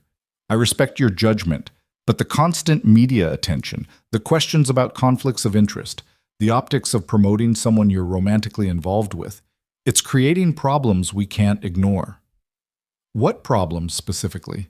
Victoria asked. "Name one business metric that's suffered since Ethan joined our strategic discussions." David Park leaned forward, clearly relishing this moment. "It's not about metrics. It's about perception. Clients are asking questions. Investors are concerned about whether personal involvement is clouding your professional judgment. We've had 3 potential partnerships pull out citing concerns about company stability." "Partnerships we didn't need, and that would have diluted our focus," Victoria countered. "I passed on those deals because they weren't right for our direction, not because of anything related to Ethan." "Can you prove that?" Robert challenged. "Can you definitively say that your personal feelings haven't influenced your business decisions?" The room went silent. It was the question at the heart of everything, whether Victoria's judgment had been compromised, whether the relationship had corrupted the very thing that made her an effective leader. Ethan watched Victoria hesitate, saw the flicker of doubt cross her face, and felt something crack inside him. She couldn't prove it. Neither of them could. Because the truth was that personal feelings did influence decisions, always had, always would. The only question was whether those influences led to better outcomes or worse ones. "I'd like to speak," Ethan said quietly. Every head turned toward him. Robert's expression was dismissive, but he gestured for Ethan to continue. Ethan stood, feeling the weight of scrutiny but refusing to shrink under it. "You're asking the wrong question. The question isn't whether Victoria's personal feelings have influenced her decisions. Of course they have. Every leader's decisions are influenced by their values, their relationships, their understanding of the world shaped by personal experience. The question you should be asking is whether those influences have led to better outcomes." "And you believe they have?" Martha asked. "I know they have. Since I started attending strategy meetings, this company has avoided 4 bad investments that would have cost you collectively over $30 million. You've committed to 3 opportunities that are already showing returns above projections. Client satisfaction is up 18%. Employee retention in key departments has improved. Those aren't feelings. Those are facts." "Facts that could be coincidental," David interjected. or the result of broader market trends that have nothing to do with your involvement. Could be, Ethan agreed. But I don't think you believe that, David. I think you're angry that someone without your credentials proved more effective at due diligence than you were. I think you're embarrassed that a former secretary identified flaws in proposals you championed. And I think you're using this board's legitimate concerns about optics to settle a personal score. David's face flushed red. How dare you? I dare because it's true, Ethan continued, his voice steady, and because I'm tired of watching everyone dance around the real issue here. You're not actually concerned about whether I'm good for this company. The numbers prove I am. You're concerned about what my presence represents, that credentials and pedigree and the traditional path to power aren't the only measures of value, that someone can come from nothing, work their way up from the bottom, and still have insights worth hearing. Robert's expression had shifted from dismissive to calculating. You make a compelling argument, Mr. Moore, but it doesn't address the fundamental conflict of interest. You're romantically involved with our CEO while simultaneously influencing company strategy. That's problematic regardless of outcomes. Then I'll remove the conflict, Ethan said. Victoria's head whipped toward him. Ethan, what are you? I resign. From my position as executive secretary, from any advisory role, from any formal connection to Hale Industries. Ethan kept his gaze on the board members, refusing to look at Victoria because if he did, he'd lose his nerve. You're right that the optics are complicated. You're right that having me in both a personal and professional relationship with Victoria creates questions that are difficult to answer, so I'm answering them. I'll step away from the company entirely. The room erupted in murmurs. Victoria stood abruptly, her voice cutting through the noise. Absolutely not. I won't accept that resignation. You don't have a choice, Ethan said quietly, finally meeting her eyes. I'm making it anyway. This is exactly what they want, Ethan. Don't you see? They're backing you into a corner, forcing you to choose between your relationship and your professional contributions. No one's forcing anything. I'm choosing. I'm choosing to remove myself as a source of conflict so that you can lead this company without constant questions about whether I'm undermining your authority or clouding your judgment. Ethan's voice was firm despite the pain in his chest. This is the right call, Victoria. You know it is. Victoria's expression was stricken, but before she could respond, Martha spoke up. If Mr. Moore removes himself from any professional role, would that address the board's concerns about conflicts of interest? Robert considered this. It would eliminate the direct professional relationship, yes, though questions about personal influence would remain. Questions will always remain, Martha said dryly. People questioned my judgment when I got divorced. They questioned Helen's when she had a baby at 45. They question women's decisions constantly, looking for any excuse to undermine our authority. The question is whether we're going to let those questions dictate our actions or whether we're going to let our results speak for themselves. She looked directly at Robert. Victoria's results speak very clearly. Under her leadership, this company has grown consistently, weathered multiple market downturns, and maintained investor confidence through genuinely difficult periods. If we're going to remove her or force her to end a personal relationship because of optics, we better be damn sure the optics are actually hurting us. And I haven't seen evidence of that. The media attention, David started. Is media attention, Martha interrupted. It's noise. Show me one client we've lost. Show me one investor who's actually pulled funds. Show me concrete business damage, not just uncomfortable headlines. The room was silent, because they couldn't. The damage was all hypothetical, all based on fear of what might happen rather than what actually had. Catherine Wu, who'd been quiet throughout the meeting, finally spoke. I increased my investment 3 weeks ago. Did any of you notice that? While you were all wringing your hands about conflicts of interest and inappropriate relationships, I was betting $15 million additional on Victoria's leadership. You want to know why? She stood, commanding the room's attention. Because I've watched her navigate this situation with exactly the kind of strategic thinking that made me invest in the first place. She identified a need, soften her public image, demonstrate human connection, shore up board confidence. She found an unconventional solution that also happened to bring genuine value to the company. And when that solution became complicated, when it evolved beyond the original parameters, she adapted. She didn't hide it or pretend or try to maintain a fiction that was becoming untenable. She incorporated those complications into her strategy and kept delivering results. Catherine's gaze swept the room. That's what I invest in. Leaders who can navigate complexity, who can turn challenges into opportunities, who can maintain effectiveness even when circumstances change. If you think forcing Victoria to choose between personal happiness and professional effectiveness makes this company stronger, you're fools. It makes it weaker. Because you're telling your CEO that she has to sacrifice part of her humanity to lead effectively. And that's how you lose good leaders to burnout and resentment. The speech landed like a bomb. Robert looked stunned. David appeared to be working through calculations in his head, probably trying to figure out if his opposition had just cost him his position. Even Martha looked impressed. Victoria's hand found Ethan's under the table, her grip tight. He squeezed back, feeling the tremor in her fingers despite her composed exterior. I appreciate your perspective, Catherine, Robert said carefully. But I think we still need to address— You need to address your own discomfort with change, Catherine cut him off. That's what this is really about, Robert. You're uncomfortable that Victoria made an unconventional choice. You're uncomfortable that someone without the right pedigree is influencing decisions. You're uncomfortable that the traditional hierarchy has been disrupted. But comfort isn't what drives success. Innovation is. Adaptation is. And Victoria has demonstrated both. She gathered her materials, preparing to leave.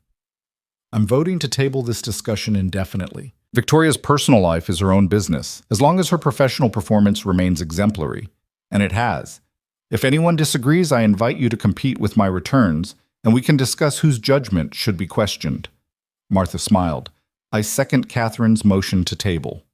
The vote was swift. Only David and Robert voted against tabling the discussion, and their opposition was noted but ineffective. The meeting adjourned with no resolution, no demands, no forced choices, just a recognition that Victoria's leadership stood on its own merits regardless of her personal relationships. As the board members filed out, David paused by Ethan's chair. This isn't over, he said quietly. You might have won today, but eventually you'll prove us right. People like you always do. Ethan met his gaze steadily. People like me have been proving people like you wrong our entire lives. I'm comfortable with those odds. After everyone left, Victoria and Ethan sat in the empty boardroom, the silence almost overwhelming after the intensity of the meeting. You were going to resign, Victoria said finally. You were actually going to walk away.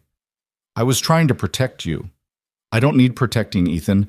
I need a partner who trusts that I can handle the consequences of my own choices. Victoria turned to face him fully.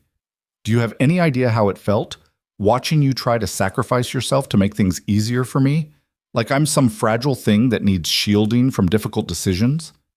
That's not what I was doing. That's exactly what you were doing. And I need you to understand something. Victoria's voice was fierce now. I didn't build this company by avoiding difficulty. I built it by walking through fire and coming out stronger. Your presence in my life has made things complicated, yes. But it's also made things better, fuller, more real. And I'm not going to let you or anyone else convince me that choosing you was a mistake. Ethan's throat tightened. Even if it costs you professionally, it won't. Catherine proved that today.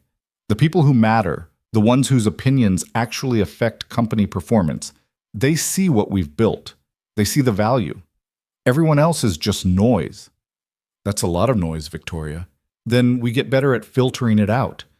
She took his hand, threading their fingers together. Ethan, I'm asking you to trust me. Trust that I know what I'm doing, that I can handle board pressure and media scrutiny and all the complications that come with choosing to build something real with you. Can you do that? Could he?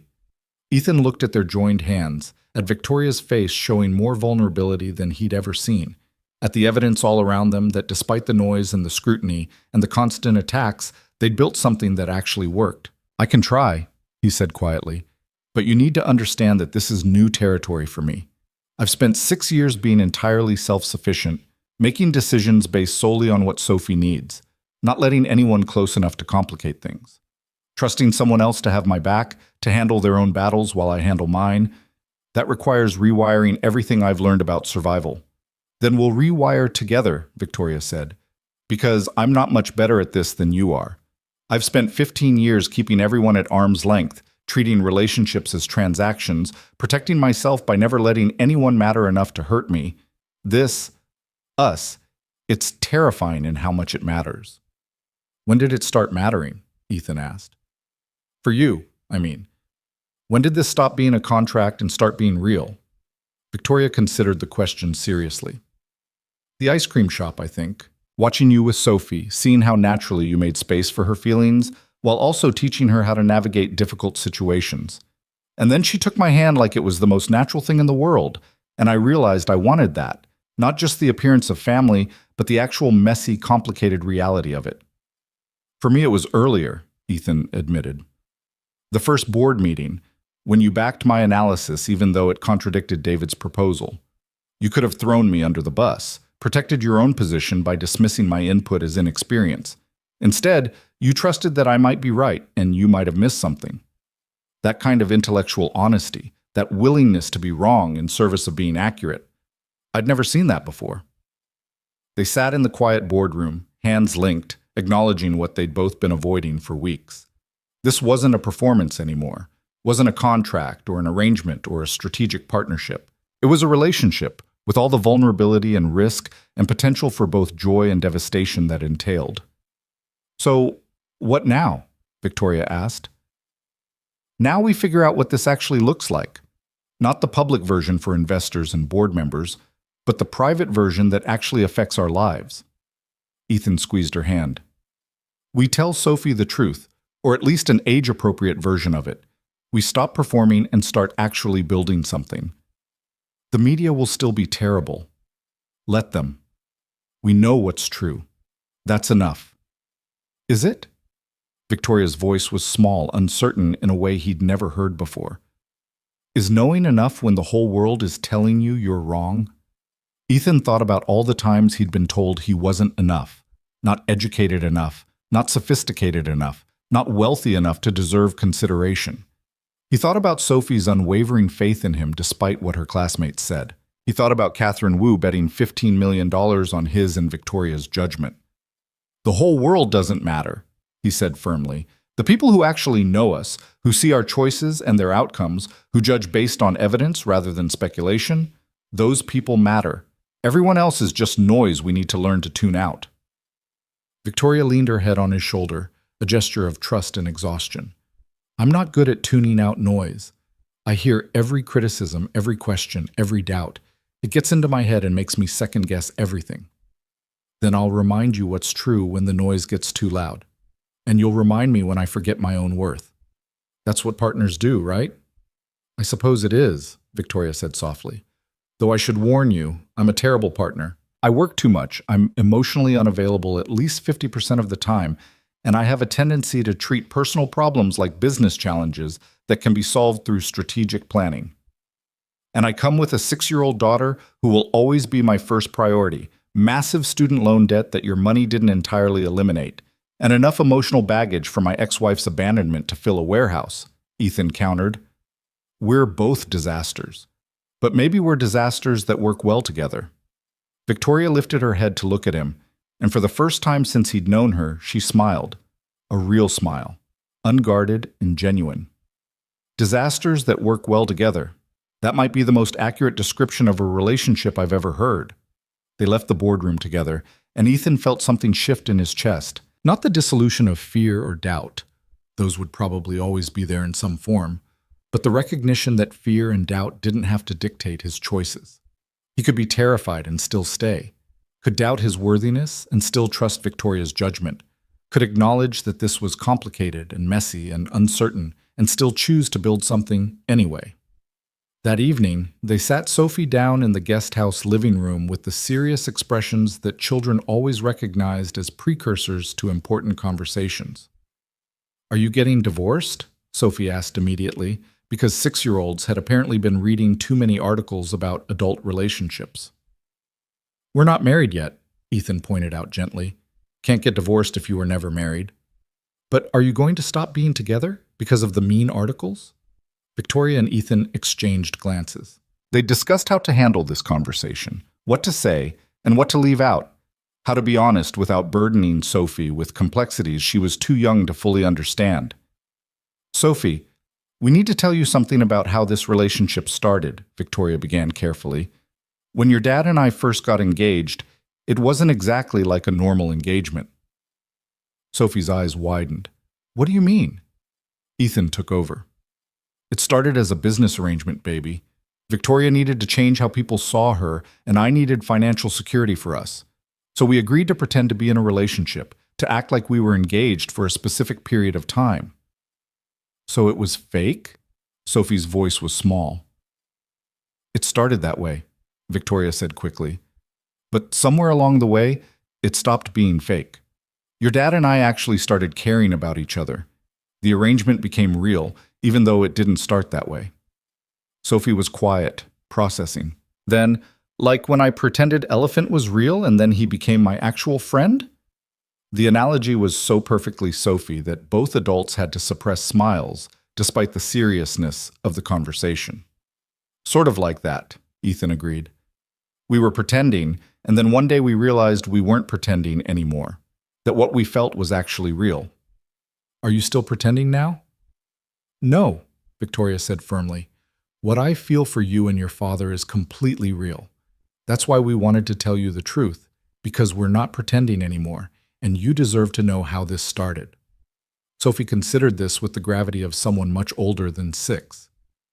Emma said you were faking. Was she right? At first, yes, Ethan admitted, but not anymore. And Sophie, I need you to understand something. Everything I've done, including starting this arrangement with Victoria, I've done to give you a better life. But I would never ever use you or put you in a situation that wasn't ultimately good for you. You believe that, right? Sophie nodded slowly. Then she looked at Victoria. Do you love my daddy? Victoria's breath caught. It was the question they'd been dancing around, the declaration neither of them had made explicitly despite everything that had happened. Yes, Victoria said quietly. I do. I love your father and I love you. I can't promise that everything will be perfect or that people won't say mean things sometimes, but I can promise that what we're building together is real and that I'm committed to making it work. Sophie processed this for a long moment. Then she crawled across the couch to hug Victoria with the full-body enthusiasm she usually reserved for Ethan. Okay, she said simply. I believe you. The trust in those words, the willingness to accept their explanation and move forward, humbled both adults. Children, Ethan thought, had a remarkable capacity for forgiveness and adaptation when they felt secure in being loved. After Sophie went to bed, Ethan found Victoria standing on the guest house porch, looking out at the main house across the grounds. You told her you loved me, he said quietly, coming to stand beside her. I did. Was that premature? No, but I should probably say it back. Ethan turned to face her fully. I love you, Victoria. Not the public version of you, not the powerful CEO version, but the person who reads bird identification books with a 6-year-old and orders strawberry ice cream with hot fudge and admits when she's scared. That version, the real version. Victoria's eyes were bright with tears she refused to let fall. This is going to be complicated. You know that, right? The media won't stop questioning us. The board will always have concerns. There will be people who think you're using me and people who think I'm exploiting you. It's never going to be simple. Nothing worth having ever is, Ethan said, echoing words she'd once said to him. But I'd rather have complicated and real than simple and hollow. When did you get so wise?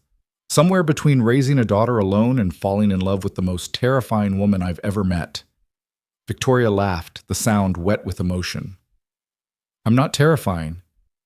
You're absolutely terrifying. You're brilliant and powerful, and you see through every defense I try to build. It's horrifying and wonderful in equal measure. Good, Victoria said, stepping into his space.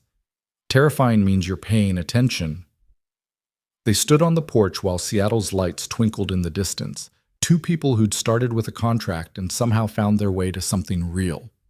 It wasn't the fairy tale Sophie might have imagined, or the strategic victory Victoria had planned. It was messier than that, more complicated, built on honest acknowledgement of both their strengths and their damage. But it was theirs, built through choice rather than circumstance, through trust earned rather than assumed.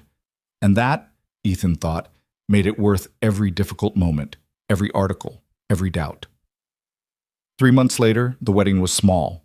Just close friends, a few key colleagues who'd proven themselves genuinely supportive, and Sophie as the flower girl who took her responsibilities so seriously she practiced her walk for weeks.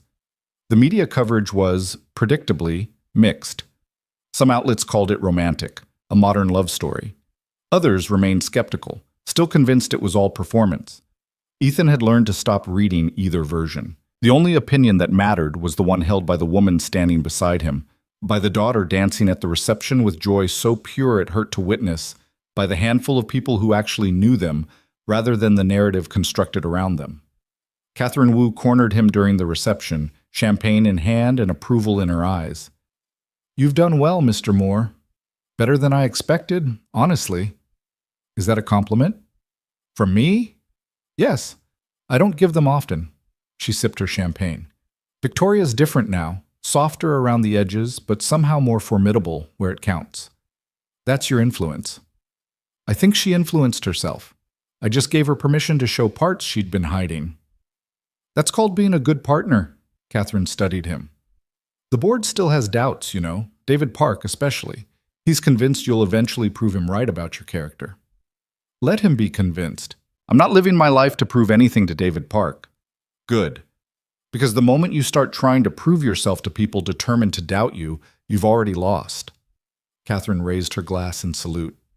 "To disasters that work well together." Ethan laughed, recognizing his own words. "To disasters that work well together."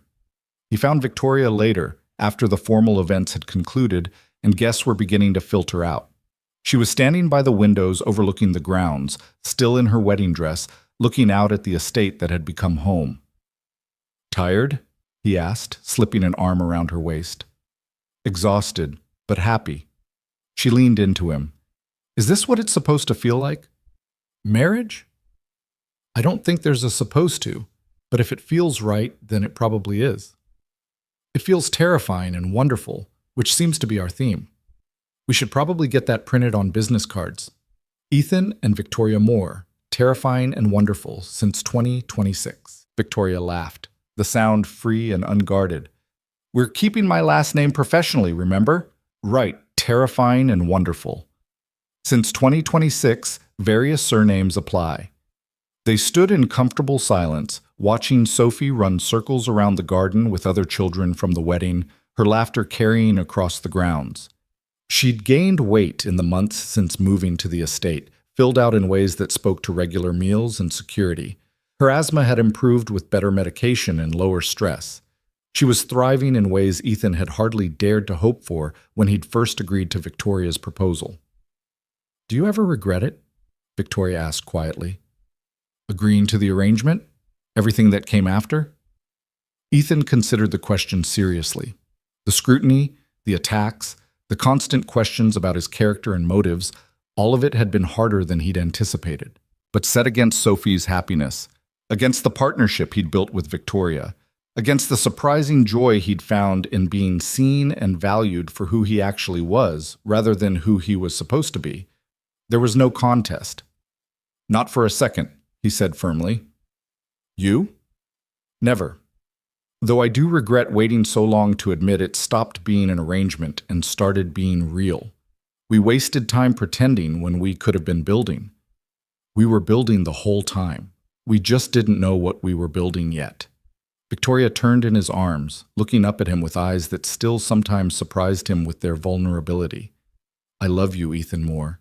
Even though you come with student loan debt, and a daughter who thinks fish need individual names and a tendency to ask uncomfortable questions that make me reconsider my entire strategy. I love you too, Victoria Hale. Even though you work too much and treat emotions like problems to be solved and intimidate the hell out of me at least once a day." "Only once? I'm slipping." "Okay, maybe twice." They kissed while Seattle's lights glittered around them and their daughter played in gardens that had once seemed impossibly distant from the life Ethan thought he'd be able to give her. It wasn't the fairy tale ending Sophie had imagined, but it was something better. A real beginning, built on honest acknowledgement of who they were and what they needed, on trust earned through difficulty rather than assumed through romance. A year later, Ethan stood in the same boardroom where he'd once offered to resign, but the dynamics had shifted entirely. Catherine Wu had taken a more active role in company leadership.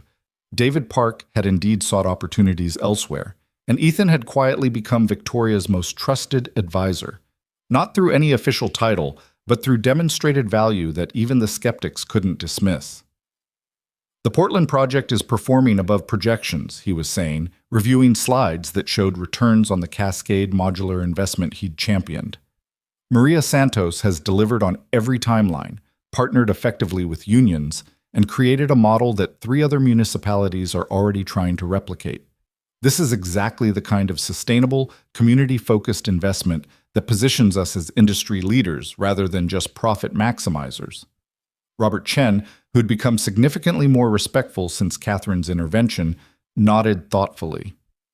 The optics are excellent, and the returns speak for themselves.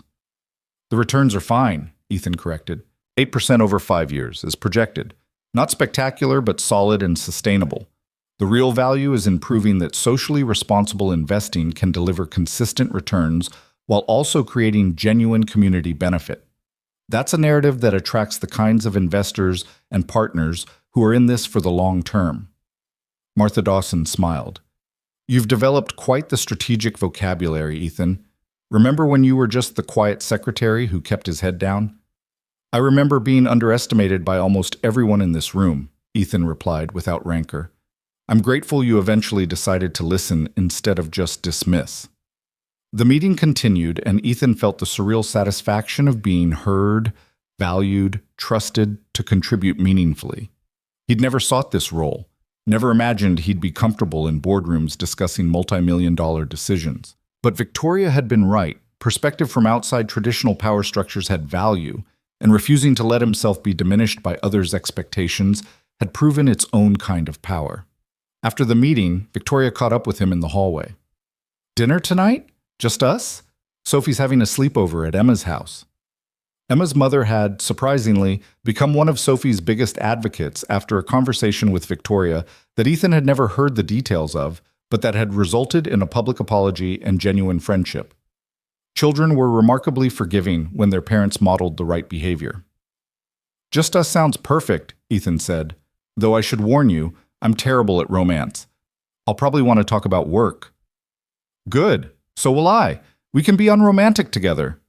They were, Ethan reflected, possibly the least conventionally romantic couple he'd ever encountered. Their idea of quality time involved reviewing investment portfolios and debating market strategies. Their expressions of affection came through defending each other in board meetings and making sure the other actually ate lunch during busy days. They communicated in shorthand developed through working together, understood each other's silences, challenged each other's assumptions without ego. It wasn't what romance novels described or movies portrayed, but it was real and functional and built to last, which mattered more than grand gestures or passionate declarations. That evening, over dinner at a quiet restaurant far from the downtown cameras and gossip, Victoria raised her wine glass in a toast. To disasters that work well together, she said, echoing Catherine's words from the wedding. To finding value in unconventional places, Ethan countered, to building something real from strategic foundations, to proving that integrity and ambition aren't mutually exclusive.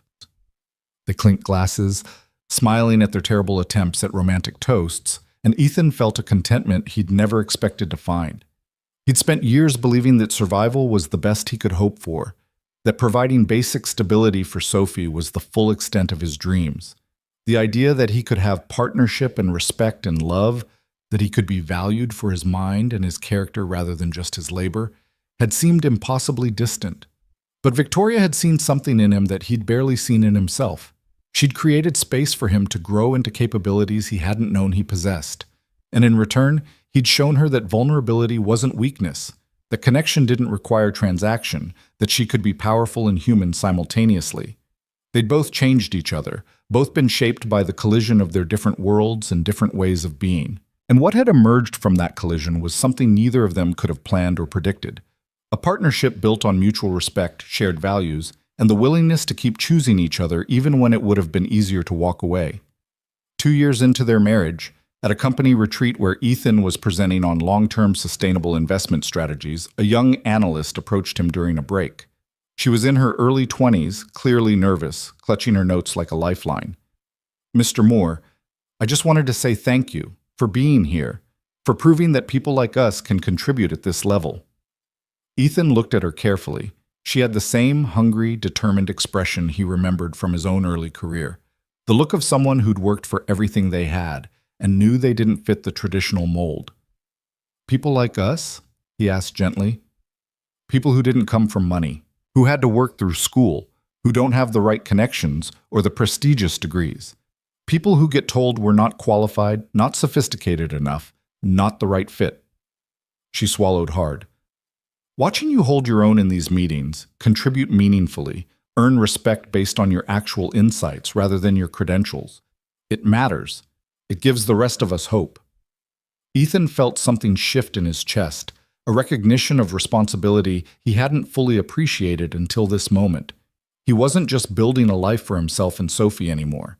He was modeling a different path, proving that the traditional routes to power and influence weren't the only valid ones.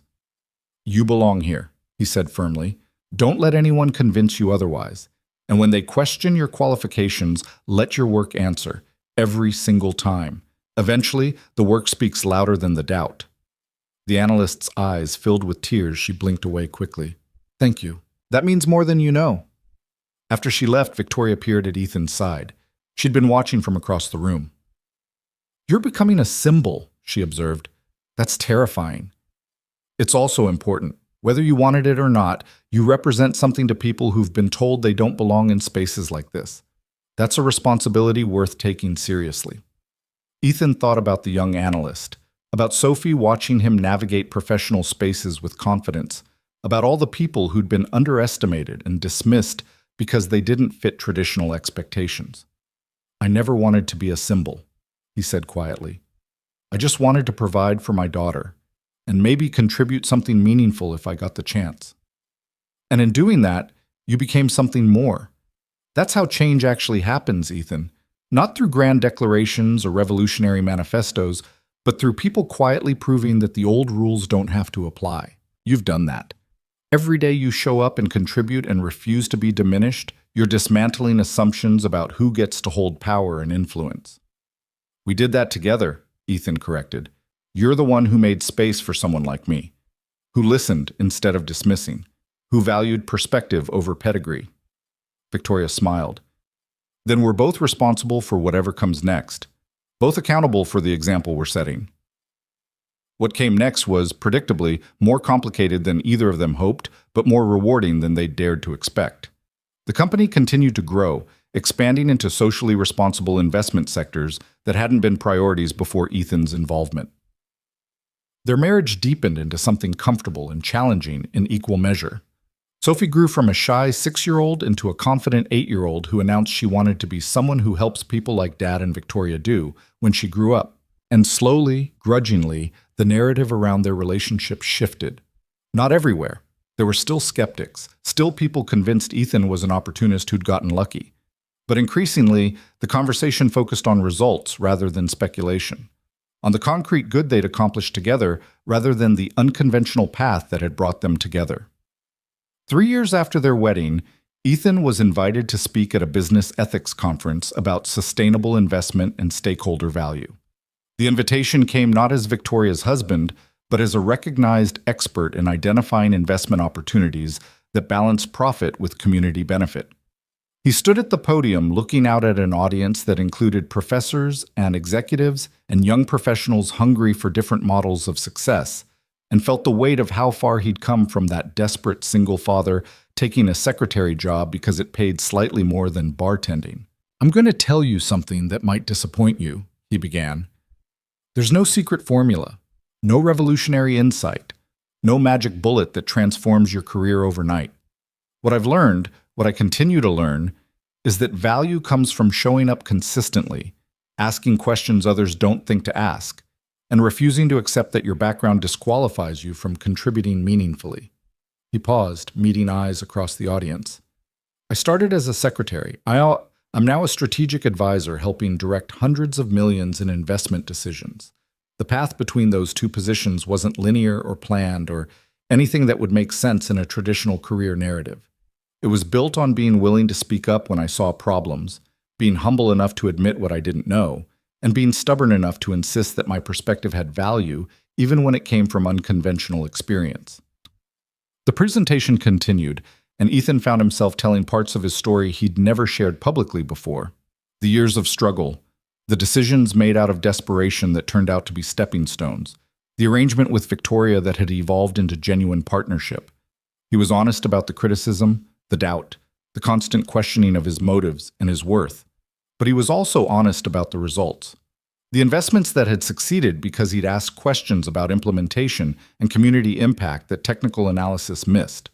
The policies that had improved company culture because he understood what it felt like to be the least powerful person in the room.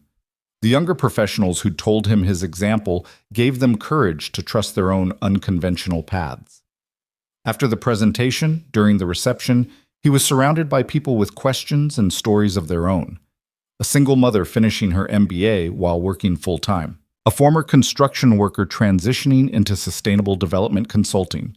A young man who'd been told his community college degree meant he'd never advance past entry-level positions. They all wanted the same thing, reassurance that their unconventional paths could lead somewhere meaningful, that their lack of traditional credentials didn't disqualify them from success. Ethan gave what he could: honesty about the difficulty, encouragement grounded in reality, validation that their instincts about having valuable perspectives were correct. He exchanged contact information, promised to stay in touch, offered to be a resource for people navigating similar challenges. Victoria found him as the reception was winding down, exhaustion and satisfaction written across his face in equal measure. "You were brilliant," she said simply. "I was honest. That's different." Honesty at that level, with that audience, is a form of brilliance. Victoria linked her arm through his. "You know what you've done, don't you? You've created a blueprint for people who don't fit the traditional mold. You've proven that there are multiple paths to meaningful contribution." "I've just been myself, that's all." "That's everything, Ethan. Being authentically yourself in spaces designed to make you feel like you don't belong, that's revolutionary." They left the conference together, returning to the estate where Sophie was probably terrorizing Mrs. Chen with her latest obsession, astronomy and the possibility of life on other planets. Tomorrow there would be board meetings and investment decisions and all the ordinary challenges of running a company and building a life together. But tonight, driving through Seattle's familiar streets with Victoria beside him, Ethan felt something he'd rarely allowed himself to feel: pride. Not the false pride of ego or status, but the genuine pride that came from knowing he'd contributed something valuable, made choices aligned with his values, built a life that honored both his ambitions and his integrity. He thought about the contract that had started all this, with its clinical terms and financial arrangements and careful boundaries. He thought about how terrified he'd been, how convinced that accepting Victoria's proposal meant selling some essential part of himself. But what he'd learned, what they'd both learned, was that integrity wasn't about refusing all compromise or maintaining perfect purity of motive. It was about staying true to your core values, even as circumstances evolved, about being willing to grow and change without losing sight of who you fundamentally were. The arrangement had been strategic. The marriage was real. The love was earned. And the partnership they'd built proved that sometimes the most powerful transformations came not from grand gestures or revolutionary acts, but from two imperfect people choosing to see value in each other and having the courage to build something unprecedented from that recognition. Years from now, when Sophie was older and asked about how her parents' relationship started, Ethan would tell her the truth, that it began as a transaction but became something far more meaningful, that her father had been terrified but chose courage anyway, that sometimes the best things in life came from the most unlikely beginnings, and that love earned through struggle and doubt and persistent choice was more durable than any fairy tale romance. He'd tell her that her mother was brilliant and fierce and had seen something in him that he'd barely seen in himself, that she'd made space for him to grow into capabilities he hadn't known he possessed, that together they'd proven that partnership didn't require perfect compatibility, just mutual respect and the willingness to keep choosing each other even when it was difficult. And he'd tell her that integrity wasn't about being perfect. It was about being honest. With yourself, with the people you loved, with the world that would constantly try to reduce you to simple narratives that missed all the complicated truth of who you actually were. That night, after they'd returned home and checked on Sophie and Mrs. Chen had gone to her own cottage, Ethan and Victoria stood together in their bedroom, looking out at the grounds that had once seemed impossibly distant from any life Ethan thought he'd be able to build. "Do you ever miss it?" Victoria asked quietly. "The simplicity of before? When life was hard, but at least it was straightforward?" Ethan considered the question seriously. There had been a clarity to those years of struggle. Wake up, work, take care of Sophie, sleep, repeat. No board meetings or media scrutiny or complicated decisions about investment strategies. Just survival, pure and simple. But there had also been exhaustion and fear, and the crushing weight of knowing that one unexpected expense, one medical emergency, one wrong choice could send everything spiraling into catastrophe. "No," he said finally. "I don't miss it. I'm grateful for what it taught me, but I don't want to go back. This," he gestured at the room, the estate, the life they'd built, "this is better. Not easier, but better. More meaningful, more aligned with who I actually want to be rather than who I had to be to survive." Victoria nodded, leaning against him. "I miss the simplicity sometimes. When decisions were just about numbers and strategies, not about balancing professional obligations with personal feelings. But I don't miss the loneliness, the sense that I was building an empire, but not a life." "We've both changed," Ethan observed. "I'm not the desperate secretary who agreed to a contract marriage. You're not the isolated executive who thought strategic arrangements were safer than genuine connection." "No," Victoria agreed. "We're something new. Something neither of us could have predicted or planned for. Something built from honest acknowledgement of what we needed and the courage to let it evolve beyond our original expectations." They stood in comfortable silence, two people who'd found their way to each other through the most unlikely of paths and had chosen to stay even when staying became complicated. Tomorrow would bring new challenges. There were always new challenges. But they'd face them together with the hard-won confidence that came from proving, over and over, that integrity and ambition didn't have to be enemies, that love could be both strategic and genuine, that the most meaningful partnerships were built not on perfect compatibility, but on mutual respect and the willingness to keep showing up for each other even when it was difficult.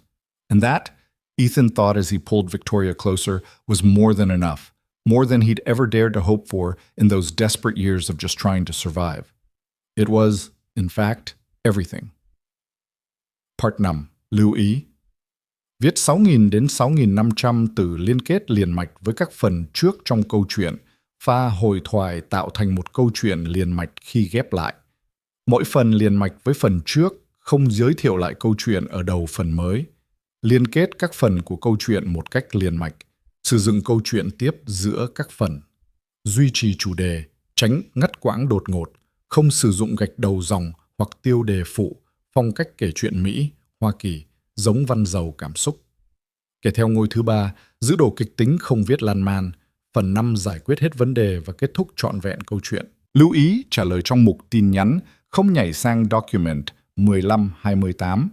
Something worth staying for proved easier said than lived. The week following Sophie's breakdown at school, the media scrutiny intensified rather than faded. More articles appeared, each one finding new angles to question Ethan's motives, Victoria's judgment, the legitimacy of their relationship.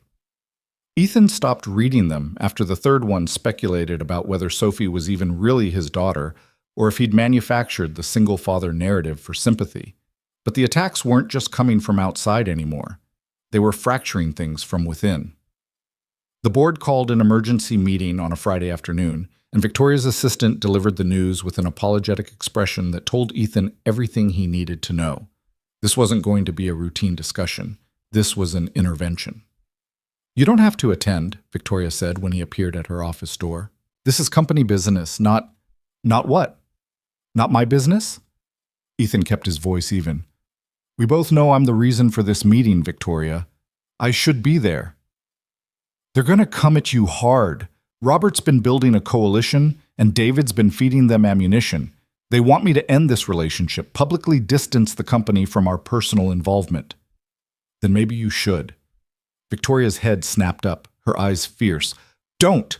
Don't you dare suggest I cave to their pressure after everything we've what? Ethan moved into the office, closing the door behind him. Built together? Discovered together? Victoria, be honest with yourself. Is what we have worth destroying your company over? The company isn't being destroyed. Our numbers are strong. Investor confidence is actually up despite the noise. For now. But how long before the board votes you out? How long before the constant controversy costs you everything you've spent 15 years building? Ethan's voice was raw. I can't be the reason you lose this. I won't. Victoria stood, moving around her desk with controlled fury. You're not the reason for anything. They are.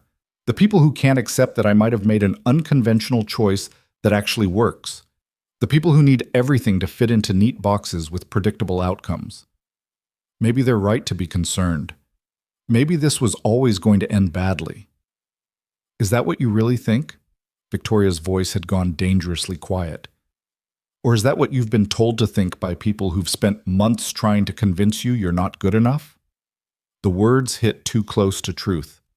Ethan had been absorbing those messages daily, from articles, from whispered conversations, from the subtle ways people in the office treated him differently now. Each one a small cut, barely noticeable individually, but collectively bleeding him dry of the confidence he'd built. I don't know what I think anymore, he admitted. I just know that Sophie had a panic attack at school because of me, that your board is questioning your leadership because of me, that everywhere I turn, my presence is making things worse for people I care about. Victoria's expression softened. She crossed the remaining distance between them, her hands coming up to frame his face. Ethan, listen to me. The board meeting is happening whether you attend or not. They're going to make their arguments, express their concerns, try to push me toward decisions they think are safer. But here's what they don't understand. I don't make decisions based on what's safe. I never have. I make them based on what's right, what's effective, what builds something sustainable. And you think I'm any of those things? I think you're all of those things. I think you've made this company better, made me better, and I'm not going to apologize for that or hide it to make scared men more comfortable. Ethan wanted to believe her, but belief required faith, and faith required trust, and trust had been systematically dismantled by weeks of constant assault. The board meeting was held in the same room where Ethan had first challenged David Park's investment proposal, but the atmosphere was entirely different. Every face that turned toward him and Victoria as they entered was set in grim determination. This wasn't a discussion, it was a trial. Robert Chen didn't waste time with pleasantries. Victoria, we need to address the elephant in the room. Your relationship with Mr. Moore has become a liability that's affecting company operations, investor confidence, and board unity. We're here today to discuss remediation strategies. Remediation, Victoria repeated, her voice arctic. Interesting word choice, Robert. Makes it sound like I've made an error that needs correcting. Haven't you? This from Martha Dawson, surprisingly. She'd been supportive before, but her expression now was troubled. Victoria, I respect what you've built here. I respect your judgment, but the constant media attention, the questions about conflicts of interest, the optics of promoting someone you're romantically involved with, it's creating problems we can't ignore. What problems specifically? Victoria asked. Name one business metric that's suffered since Ethan joined our strategic discussions. David Park leaned forward, clearly relishing this moment. It's not about metrics, it's about perception. Clients are asking questions. Investors are concerned about whether personal involvement is clouding your professional judgment. We've had 3 potential partnerships pull out citing concerns about company stability. Partnerships we didn't need, and that would have diluted our focus, Victoria countered. I passed on those deals because they weren't right for our direction, not because of anything related to Ethan. Can you prove that? Robert challenged. Can you definitively say that your personal feelings haven't influenced your business decisions? The room went silent. It was the question at the heart of everything, whether Victoria's judgment had been compromised, whether the relationship had corrupted the very thing that made her an effective leader. Ethan watched Victoria hesitate, saw the flicker of doubt cross her face, and something inside him broke open. Not breaking apart, but breaking through the fear and the doubt and the crushing weight of everyone else's expectations. He stood, feeling every eye in the room turned toward him, and for the first time in weeks, his voice came out clear and certain. "You're asking the wrong question," he said quietly. "The question isn't whether Victoria's personal feelings have influenced her decisions. Of course they have. Every leader's decisions are influenced by their values, their relationships, their understanding of the world shaped by personal experience. The question you should be asking is whether those influences have led to better outcomes." Robert's expression was dismissive. "And you believe they have?" "I know they have. Since I started attending strategy meetings, this company has avoided 4 bad investments that would have cost you collectively over $30 million. You've committed to 3 opportunities that are already showing returns above projections. Client satisfaction is up 18%. Employee retention in key departments has improved. Those aren't feelings. Those are facts." "Facts that could be coincidental," David interjected, "or the result of broader market trends that have nothing to do with your involvement." Ethan met his gaze steadily. "Then let's talk about specifics. The Redmond housing investment you championed. Where is it now, David? Still stuck in permitting, exactly as I predicted. The Mercer acquisition Victoria passed on after I questioned the due diligence. That company just posted a 40% loss in quarterly earnings. The renewable energy portfolio I recommended. It's outperforming your projections by 12%. He turned to address the full board. "You want to question whether I belong in these discussions? Fine. But base that question on actual results, not on your discomfort with someone who doesn't fit your expectations of what a strategic advisor should look like." The silence that followed was different now. Not hostile, but considering. Martha was watching him with a new expression, calculating. Even Robert looked less certain than he had moments before. "Those are compelling arguments, Mr. Moore," Robert said carefully. "But they don't address the fundamental issue. You're personally involved with our CEO while simultaneously influencing company strategy. That creates a conflict of interest that goes beyond results." "Then I'll eliminate the conflict," Ethan heard himself say, the words coming from some place of absolute clarity. "I resign. From my position as executive secretary, from any advisory role, from any formal connection to Hale Industries." Victoria's hand shot out, gripping his arm. "Ethan, no!" "I'm not finished," Ethan continued, his voice growing stronger. "I resign from all those positions because they're irrelevant to what I actually contribute. You want to know what makes me valuable to this company? It's not my job title. It's not my proximity to Victoria. It's my ability to see what others miss because I've lived experiences none of you have had." He turned to face Victoria fully now, speaking to her, but making sure every board member heard. "I don't need a title or a salary or a position on your organizational chart to add value. What I need is for you to trust that when I see a problem or opportunity that others are missing, you'll listen. That's all I've ever asked for, to be heard based on the merit of my insights, not dismissed based on my credentials or lack thereof." Victoria's eyes were bright with unshed tears. "You're not resigning." "I already did, but that doesn't mean I'm walking away."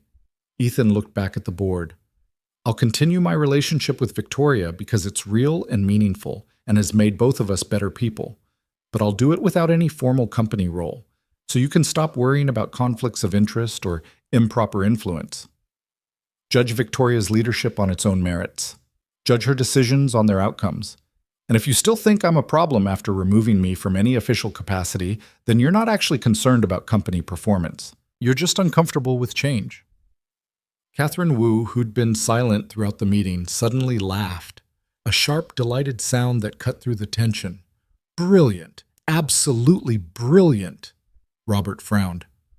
"Catherine, I don't see how—" "Of course you don't, Robert. That's why you're about to lose this vote." Catherine stood, commanding the room's attention. Ethan just did exactly what Victoria's been trying to teach this board for years. He removed the emotional noise from the equation and focused on what actually matters. Results, value, effectiveness. She gestured to Ethan. He's right that his title is irrelevant. What matters is whether his input improves outcomes, and the evidence overwhelmingly suggests it does. So here's what I propose. We accept his resignation from any formal position, which eliminates the direct conflict of interest you're all so worried about. But we also formally acknowledge that Victoria is free to consult with whomever she chooses on strategic matters, including her spouse, as long as final decision-making authority remains clearly with her and results continue to justify those consultations. Martha was nodding slowly. That actually addresses most of my concerns. The issue wasn't Ethan's influence. It was the appearance of impropriety when he held a subordinate position while also being personally involved with Victoria. If he's not an employee, that dynamic changes entirely. He'd still have access to privileged information, David protested, still have the ability to influence decisions through their personal relationship, as would any spouse of any executive, Catherine interrupted. Do you want to start policing what board members discuss with their partners at home, David? Because that's a precedent I suspect none of us would appreciate. The meeting devolved into debate, but Ethan could feel the momentum shifting. Catherine had reframed the entire discussion, turning his resignation from a defeat into a strategic repositioning that actually strengthened Victoria's position by removing the direct conflict while preserving the value of his contributions. 2 hours later, the board voted to accept Ethan's resignation while also passing a resolution affirming Victoria's authority to consult with external advisors of her choosing, including her spouse, provided all decisions and their rationale were properly documented and subject to normal oversight. It wasn't the unconditional vindication Ethan might have hoped for, but it was something better, a practical solution that acknowledged reality while addressing legitimate concerns. David Park voted against it, of course, but he was increasingly isolated. Robert abstained, which felt like progress. Everyone else voted in favor. As the board members filed out, Catherine paused beside Ethan. You've got spine, Mr. Moore. I like that. I just got tired of apologizing for existing, Ethan said quietly. Good. The moment you start apologizing for taking up space is the moment you've already lost. She glanced at Victoria. You picked well. Don't let the noise make you forget that. After everyone left, Victoria and Ethan stood in the empty boardroom, the afternoon light slanting through the windows and painting everything in shades of gold. You resigned, Victoria said, her voice shaky. You actually resigned. I did. Was that wrong? It was terrifying and brilliant, and I can't decide if I want to kiss you or shake you for scaring me like that. Victoria's composure finally cracked, tears spilling over. I thought you were leaving. When you said you were resigning, I thought that I was walking away? Ethan pulled her into his arms, feeling her shake against him. Never. I was walking toward something better. Toward a situation where my value doesn't depend on a title or position in your hierarchy, where I can contribute based on merit without anyone questioning whether I earned that opportunity through our relationship.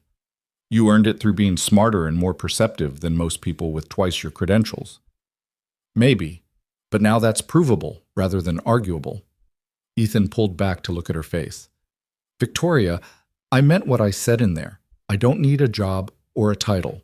I need to be heard, to be valued for what I actually contribute. If I can have that without the complications of formal employment, that's better for everyone. What will you do? Financially, I mean. We never discussed, I have options. Consulting work, if I want it. Catherine already hinted that she'd hire me for portfolio analysis. Or I could go back to school, get that MBA everyone seems to think I need. Or, he smiled slightly. I could focus on being a full-time parent for a while. Give Sophie the attention she deserves without me being exhausted from 60-hour work weeks. Victoria's expression shifted to something tender. You do that? Step back from everything you've built here? I do whatever makes the most sense for our family. That's what this whole thing has been about from the beginning, Victoria. Providing for Sophie, making sure she has stability and opportunity. If I can do that without being a lightning rod for controversy that damages your company, that's what I'll do. They stood in the quiet boardroom, holding each other, and Ethan felt something settle into place. Not resolution exactly, but acceptance.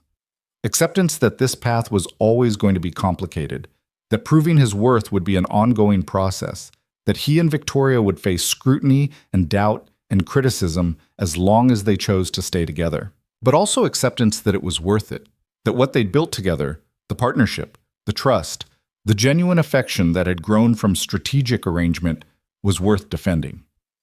That evening, they picked up Sophie from Mrs. Chen's and sat down together for the conversation they'd been avoiding. Sophie sensed immediately that something significant had happened, her 6-year-old intuition reading the tension in their bodies. "Did something bad happen?" she asked, climbing into Ethan's lap with her usual directness. "Something changed," Ethan said carefully. "I stopped working for Victoria's company today." Sophie's eyes went wide. "Did you get fired? Like Emma's dad?" "No, baby. I chose to leave. It's different." "But why? I thought you liked your job." Ethan exchanged glances with Victoria, then decided that honesty, age-appropriate honesty, was the only real option. "Do you remember when we talked about how some people say mean things about Daddy and Victoria being together?" Sophie nodded solemnly. "Well, those mean things were making it hard for me to do my job properly. People kept questioning whether I was good at my job or just there because I'm married to Victoria. So I decided to stop working there so nobody can say that anymore." "But you are good at your job," Sophie protested with fierce loyalty. "You're good at everything." The simple faith in her voice made Ethan's chest tight. "Thank you, baby. And I can still help Victoria with her work sometimes, just not as an official employee. Does that make sense?" Sophie considered this with her characteristic seriousness. "So you'll be home more? Like Emma's mom?" "Maybe. Would you like that?" "Yes!" Sophie's enthusiasm was immediate and wholehearted. "Then you can come to my school presentations and help with homework, and we can have dinner together every night." The pure joy in her voice was a revelation. Ethan had been so focused on providing financial security, on building a better life through professional achievement, that he'd missed what Sophie actually wanted most: his presence, his time, his attention not divided by 60-hour work weeks and board meetings and constant performance of competence. "Then that's what we'll do," he said, kissing the top of her head. "More time together, more dinners, more homework help."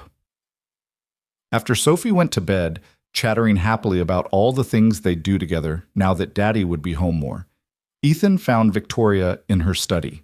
She was staring at financial reports without really seeing them, her expression distant. "Having second thoughts?" he asked quietly. "About what?" "About us. About whether I'm worth all this complication." Victoria looked up sharply. "Never. But I am worried about you. About whether walking away from work you're genuinely good at, work that gives you purpose and identity beyond being a father and a husband, is sustainable long-term. It's not walking away. It's repositioning. Is it? Or is it sacrificing part of yourself to make everyone else more comfortable?" The question hit hard because it was fair.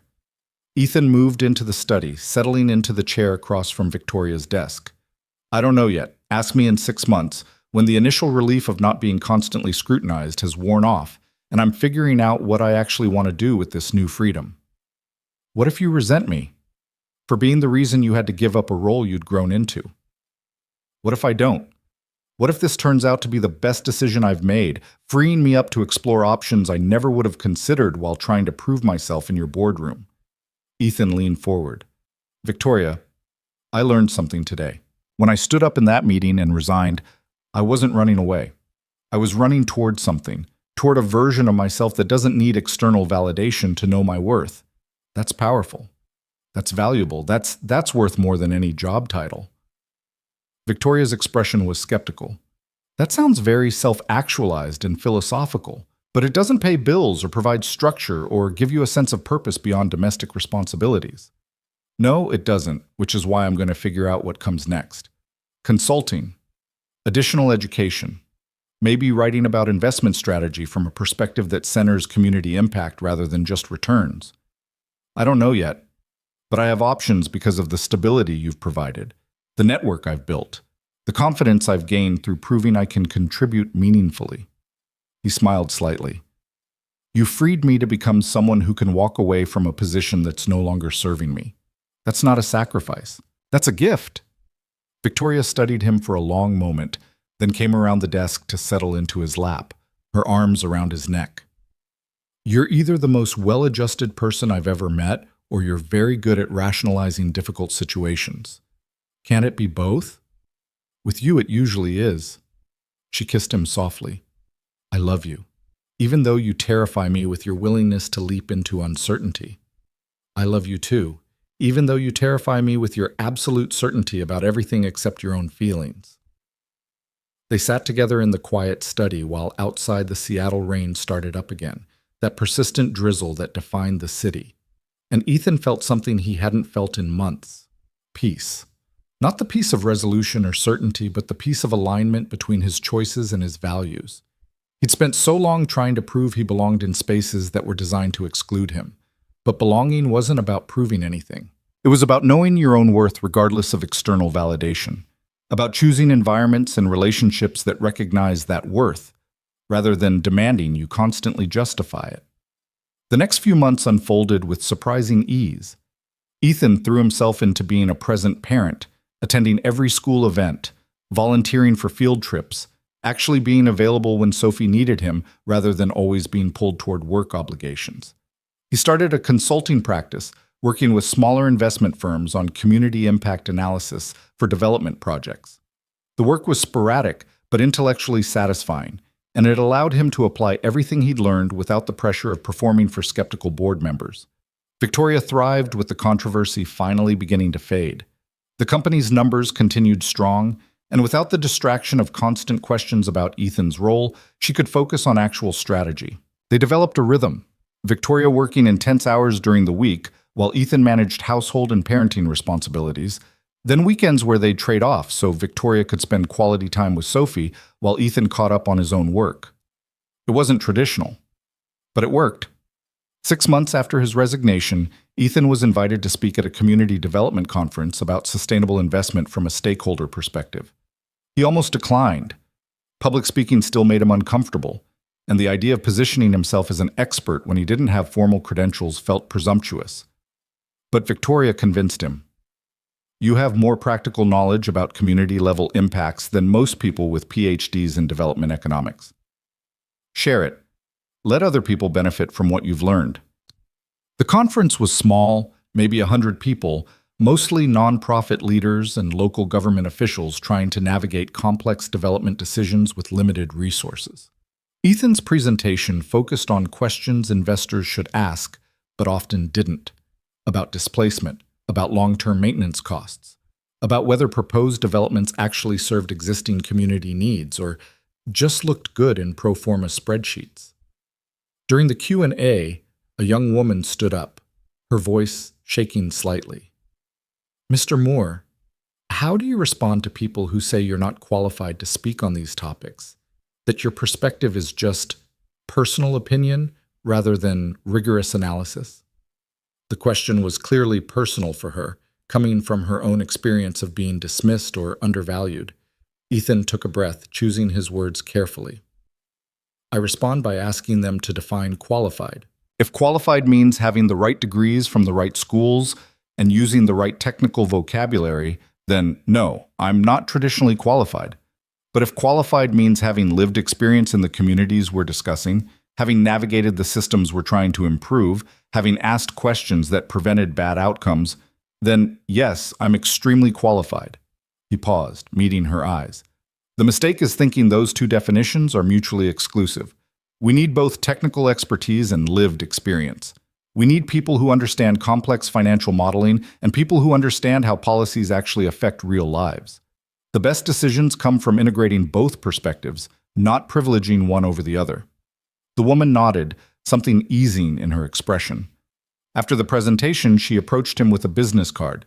She worked for a community land trust trying to expand affordable housing and wanted to hire him as a consultant. It was the first of several such conversations. By the end of the conference, Ethan had 3 potential clients and invitations to speak at 2 other events. He drove home feeling something he hadn't felt since before the media scrutiny began: genuine excitement about his work, untainted by the need to constantly prove himself to skeptics. Victoria was waiting up when he got home, despite the late hour. How did it go? Good, really good. Ethan collapsed onto the couch beside her. I think I might have actually found my niche: community development consulting, bridging the gap between institutional investment and ground-level implementation. That's wonderful. Victoria tucked herself against his side. Are you happy? Genuinely happy?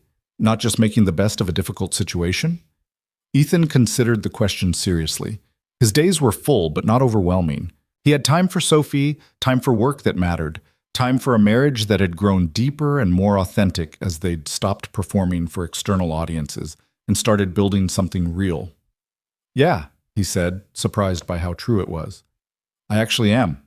Are you?" "I am. The boards finally stopped treating me like I'm one scandal away from being voted out. The company's performing well, and I get to come home to you and Sophie instead of an empty house and another night of working until I fall asleep at my desk." She looked up at him. "This isn't what I planned when I proposed that contract. It's better. Better than a strategic arrangement to improve your public image? Better than anything I thought I'd have. Partnership, family, someone who challenges me to be better while accepting me as I am." Victoria's voice was soft. "I spent 15 years believing that success meant being untouchable, invulnerable, completely self-sufficient. You taught me that real strength includes vulnerability, that needing people isn't weakness if you choose the right people to need." Ethan kissed her temple, breathing in her familiar scent. "You taught me that I'm worth more than I'd been taught to believe, that my perspective has value even without the credentials to validate it, that I don't have to make myself small to make others comfortable." They sat in comfortable silence, two people who'd found their way to each other through the most unlikely circumstances and chosen to stay through everything that followed. The media still occasionally mentioned them. Ice Queen Victoria Hale and her unconventional husband remained a reliable angle when journalists needed content, but the edge had gone out of it. They were old news now, just another couple navigating the complexities of modern partnership.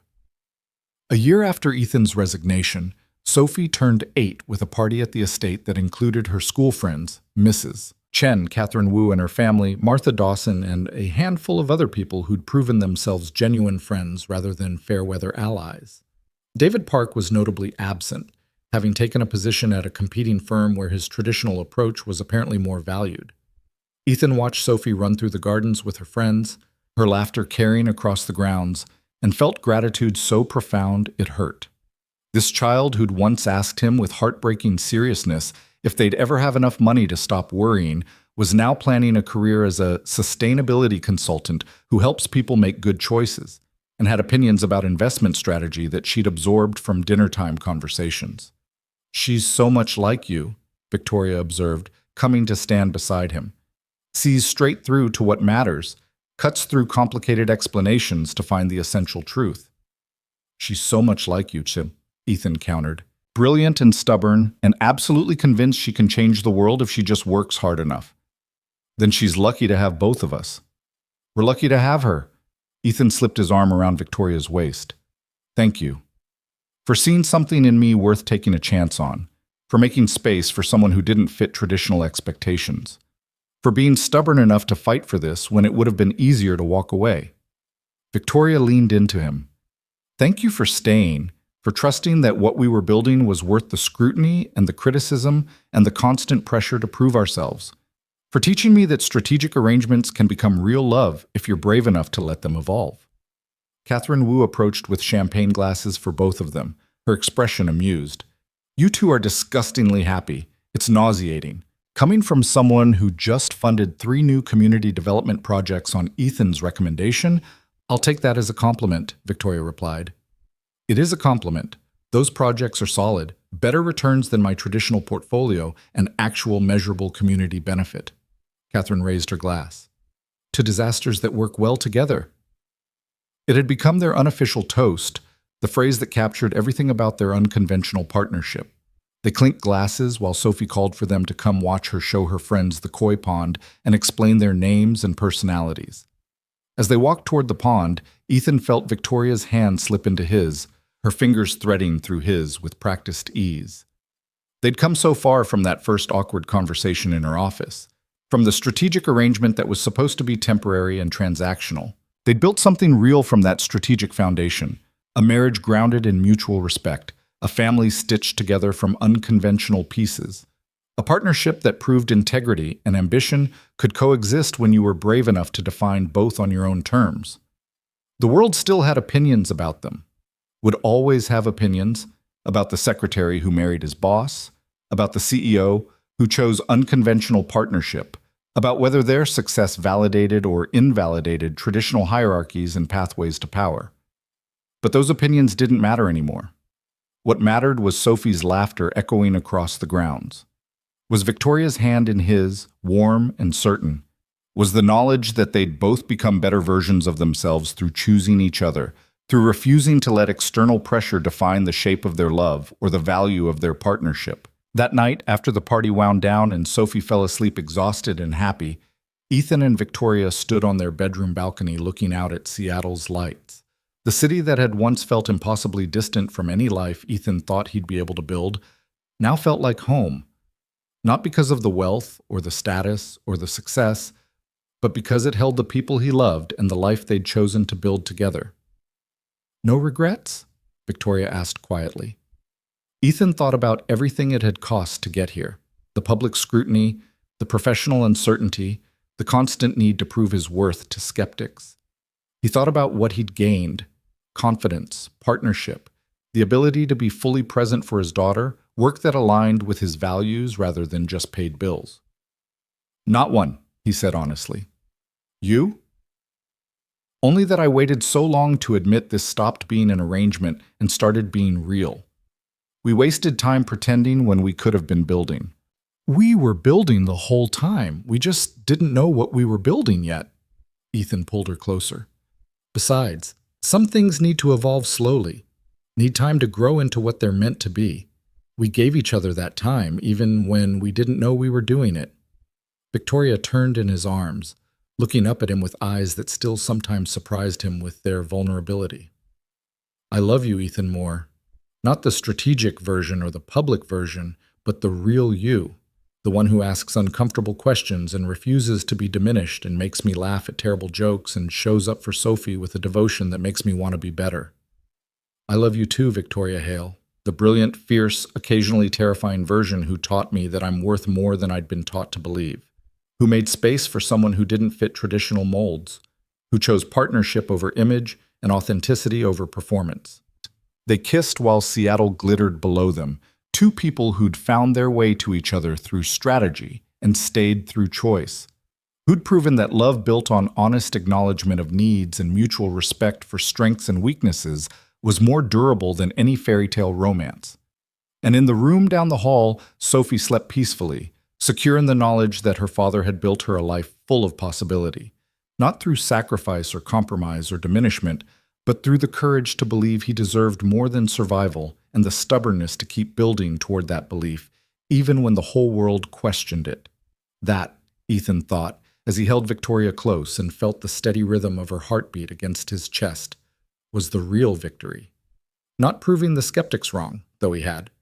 Not achieving financial security, though he'd done that too. But building a life grounded in integrity where he could be fully himself, flawed and human and still learning, and be loved not despite those things but because of them. Where Sophie could grow up watching her father be valued for who he actually was rather than who he was supposed to be. Where Victoria could learn that vulnerability and strength weren't opposites but complementary forces that made each other more effective. Where all of them, this unconventional family stitched together from strategic arrangement and genuine affection, could build something that honored both ambition and integrity, both achievement and humanity, both individual worth and collective partnership. The journey from that first desperate contract to this moment of genuine contentment hadn't been linear or easy.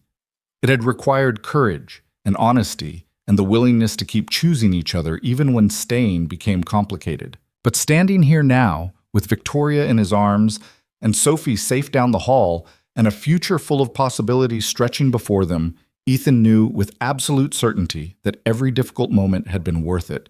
Because some things, real love, genuine partnership, the respect that came from proving your worth through consistent integrity, some things couldn't be bought or negotiated or strategically arranged. They could only be built piece by piece, choice by choice, through the daily work of showing up authentically and trusting that your real self was enough. And it was. It absolutely was.